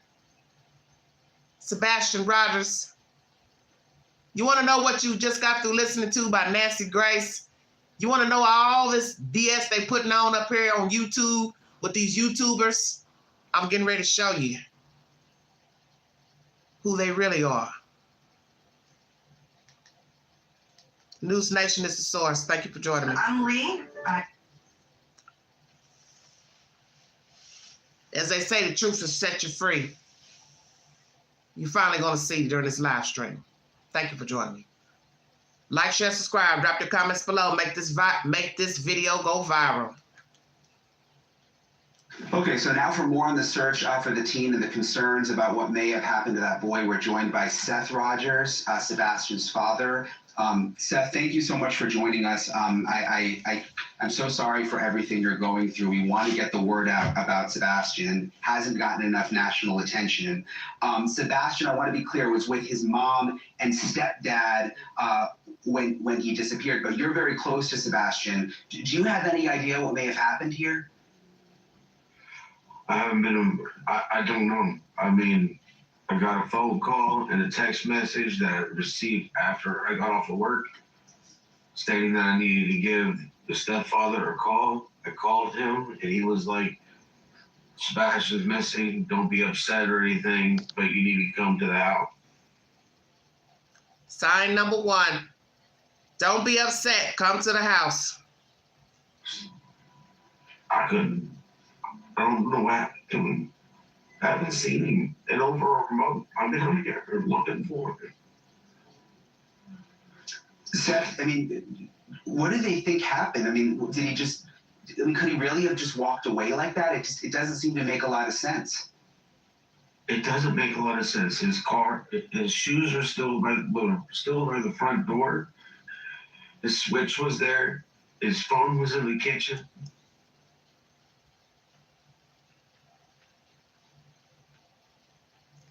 Shoes at the door, phone in the kitchen. It just didn't make sense. It doesn't make sense. And I still can't figure it out.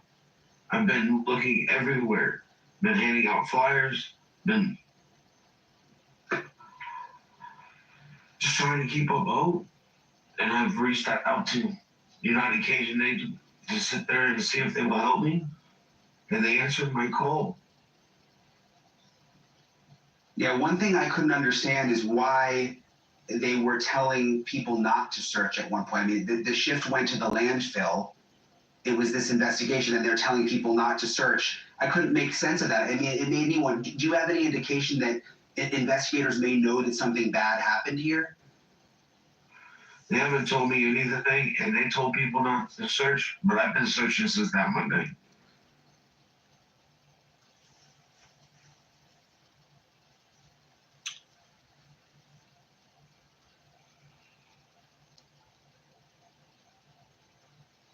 Do the police not want people to search because they already have confirmation that the child is no longer alive?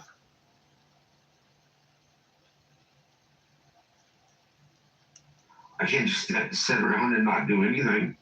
I've got to find my son. Yeah, I understand. I would be doing the same exact thing as you, and I think everybody around America would be, and their hearts go out to you. Have you talked to Sebastian's mom, stepdad? You mentioned you had that conversation when they said, you know, he's gone missing, but have they been able to give any more information? I haven't spoken to them for at least 2 weeks. They haven't. Number 4. He has not spoken to the Proudfoots in 2 weeks. Why not? Checkmate. Shoes at the door, phone in the kitchen, and the switch, whatever that's supposed to be. You know, I'll keep up with everything.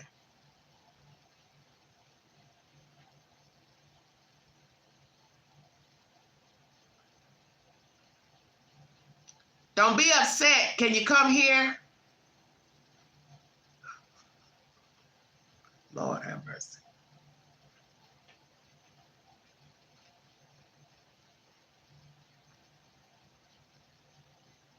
Yes. Yes. Yes. 5 weeks a child is missing, and you have not talked to the bio father in 2 weeks. You have packed up your camper to go out into the world and will not reveal where you are. You lied during this Nancy Grace interview, couldn't decide if you're working, not working. She has quit school, Katie, and she ain't working. And yes, you can throw that in there if you like. The writing is on the wall. If you pay attention, sometimes you have to go back and re-listen to things. But Mr. Proudfoot has told me everything I need to know now.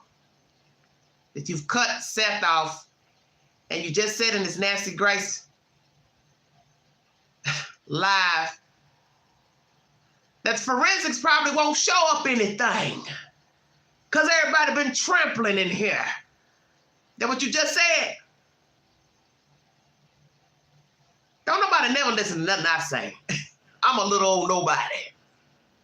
I told you to quit doing them damn live streams, didn't I?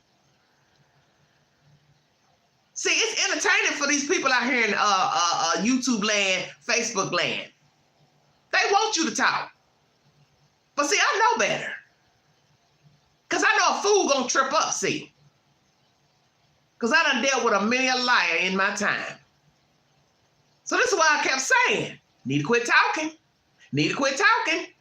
Same thing I said in the Wells case. Keep talking. You gonna tell on yourself. And that's exactly what the fuck you did last night.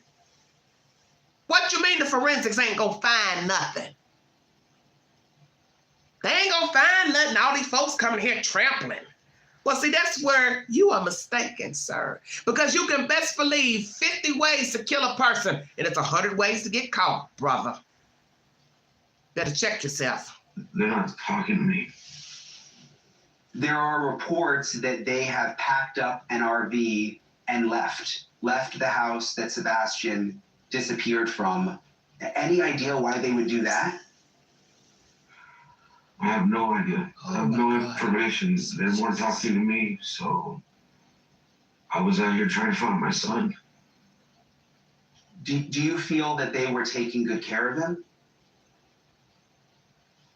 I've got information from podcasts that they were showing that horrified me.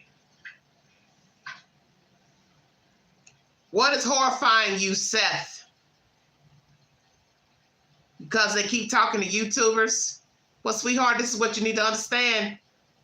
Eventually, people show you who they are. They show you what they're made of. As the old saying, give them enough rope, they'll hang themselves. Well, that's what you have now. And you may never get the truth about your son. And you might have to one day accept that. But what you do have right now is leverage. And you got shit signed, sealed, and delivered right to your doorstep. What do you mean? I mean, were they on podcasts or? I'm sorry, I know this is upsetting, but I just want to understand. They were going on podcasts, and it was like, it's supposed to be about Sebastian. They wanted to talk about themselves. I don't get that. We need to get Sebastian's face out to everybody. Have them looking for Sebastian. This isn't about me. It's not about his mom. It's not about his stepdad. This is about Sebastian. He used to be fat. Have they been searching at all? I mean, I know you're out there right now. Have Lord, he's crying. his mom and stepdad been out there too? I can't answer that question. I don't know. I haven't seen them. Oh, I'm and so they've not disgusted. been where I've been handing out flyers or searching. Lord, I'm so So I disgusted. couldn't Lord, tell you what they've been doing. this is so bad. I mean, Seth, you know, I'm glad we have the picture up. He looks like such a nice young man. I mean, would he ever leave barefoot? I know that's something that's perplexed some people, and even people who have children on the autism spectrum have been perplexed by that. Does that make any sense? It doesn't. It does not make any sense. If he knew he was going to go out walking or anywhere in the yard or whatnot, he would put on socks and shoes. He had a horrible experience as a child with fire ants. He learned. It's always socks and shoes, or at least something on your feet to protect you from what's on the ground. Thanks so much for watching. Go to joinnn.com. News Nation is the source. I'm 3 hours and almost 30 minutes in this live stream. I want to thank you for your time. Those who tuned in and carried the weight with the Queen for 3+ hours, God bless you. God is good. Amen. Prayers to Mr. Seth and any family member and friend who was actually concerned about the whereabouts of Sebastian Rogers. I played you content from News Nation where Mr. Seth has finally told the truth that he has not spoken to Katie and Chris in 2 weeks. You also will hear during this live stream the interview of Nancy Grace with the PROUDFOOT'S. And in this interview, right near the end at the 58 marker, Mr. Chris has decided to reveal himself and let you know that the forensics probably won't find anything in their house because all the trampling of law officials coming in and out of there. So, Mr. Proudfoot, I want to thank you because, you see, I didn't really want to come back on live to talk about your bullshit. This is the reason why I pick and choose when I talk about the Wells, because I don't do all that jumping around channel to channel trying to pass that information of what the fuck they said on somebody's YouTube channel. I don't care about that stuff because it's bullshit. So what you're hearing here is the same damn thing. This is a repeat of Summer Wells. table hopping, jumping from pond to pond, channel to channel, and you ain't getting nothing but some damn junk. You're not talking to Seth because you got a feeling that he believes you hurt Sebastian. Checkmate. Law officials are probably riding your ass, and soon or already, you're going to stop talking to them. Checkmate. Then you're going to hire a lawyer if you haven't already. Checkmate. You've already packed up and got out the motherfucking area because the searchers were coming. You smelled them, didn't you? That's why you left. You see, you're just leaving a trail. Trail of Cheetos. Thank you. I just sit back and watch. I don't gotta go to nobody's YouTube channel to check nothing. I don't gotta watch nobody videos because I know people. I was already waiting on the bang. All I do is go to YouTube in the morning, hit that button, and wait for the ball to drop. And it has. You stop talking to that daddy because you got something to hide. You have no logical reason to quit talking to the father. For what reason? Explain that to the general public. Now let me hear you come back.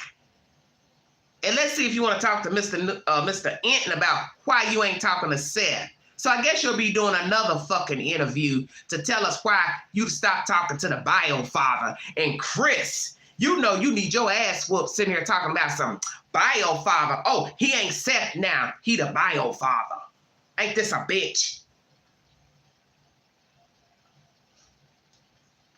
So if Seth is the bio father, I can only imagine what you call Sebastian. I'll wait.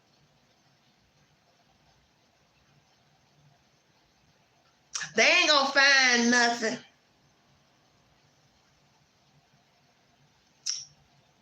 Welcome, Trump, thank you. They ain't gonna find nothing in here. All them folks trampling in here. You hope they don't find nothing. But you think you so slick, and you think you done got rid of every damn thing, you and that damn wife of yours. Oh, buddy, but I believe you done left something behind. Because if we believe that them dogs didn't smell that baby outside that house, then that means Sebastian Rogers didn't go outside. So how did he go out Sunday? Are we sure he went to school Friday? Uh-oh. Somebody bring me a receipt. Did that child go to school Friday? Did he actually get on a bus to school, back home, dropped off, walked in the damn door? And as for you, Chris, Mr. Goodfoot, Pussyfoot, we really don't know what the fuck you've been doing the past month. And we don't know if you made your way back up to West Tennessee and picked up you a little package. Yeah. And took it off in the night or morning or afternoon and dropped that little package off somewhere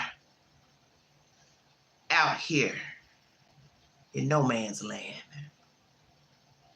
Because I got a feeling you and Sugar Mama, yeah, y'all got burner phones. If you do, you done threw them away. And I'm waiting for somebody to tell me they saw you in Wally World, because it ain't nothing going on in West Tennessee but Walmart or the Dollar General. You all done bought some burner phones. Checkmate.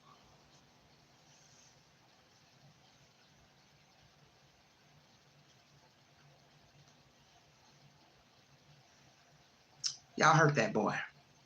I'm so fucking pissed off right now, I could fucking scream. I want to thank you. Thank you, Nancy Grace. You did the business. because they fucked up and tripped up during your life. I want to thank you. Mr. and Mrs. Proudfoot, I want to thank you. Because once again, you're reminiscent of Don and Candace Wells. I want to thank you. Keep talking, baby. Queen will be around here listening when she feels like it. I'll be back later with more commentary.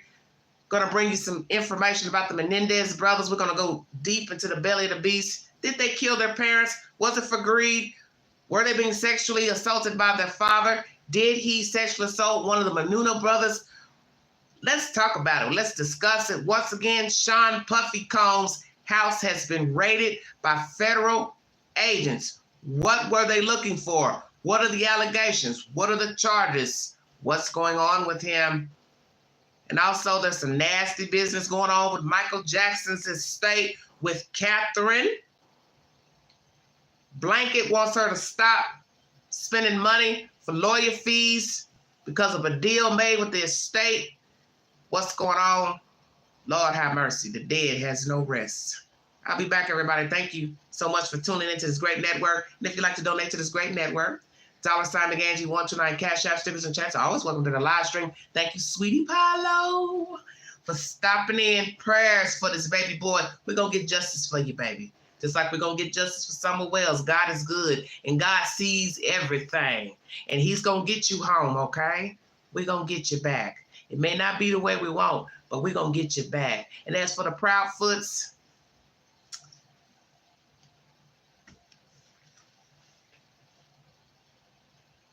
you are gutter. Straight gutter trash. You are trash. Because you have shown us you know something about that damn baby. Because you've cut the father off, you have told us everything we need to know. Thank you for listening. The Vote Excel, everybody.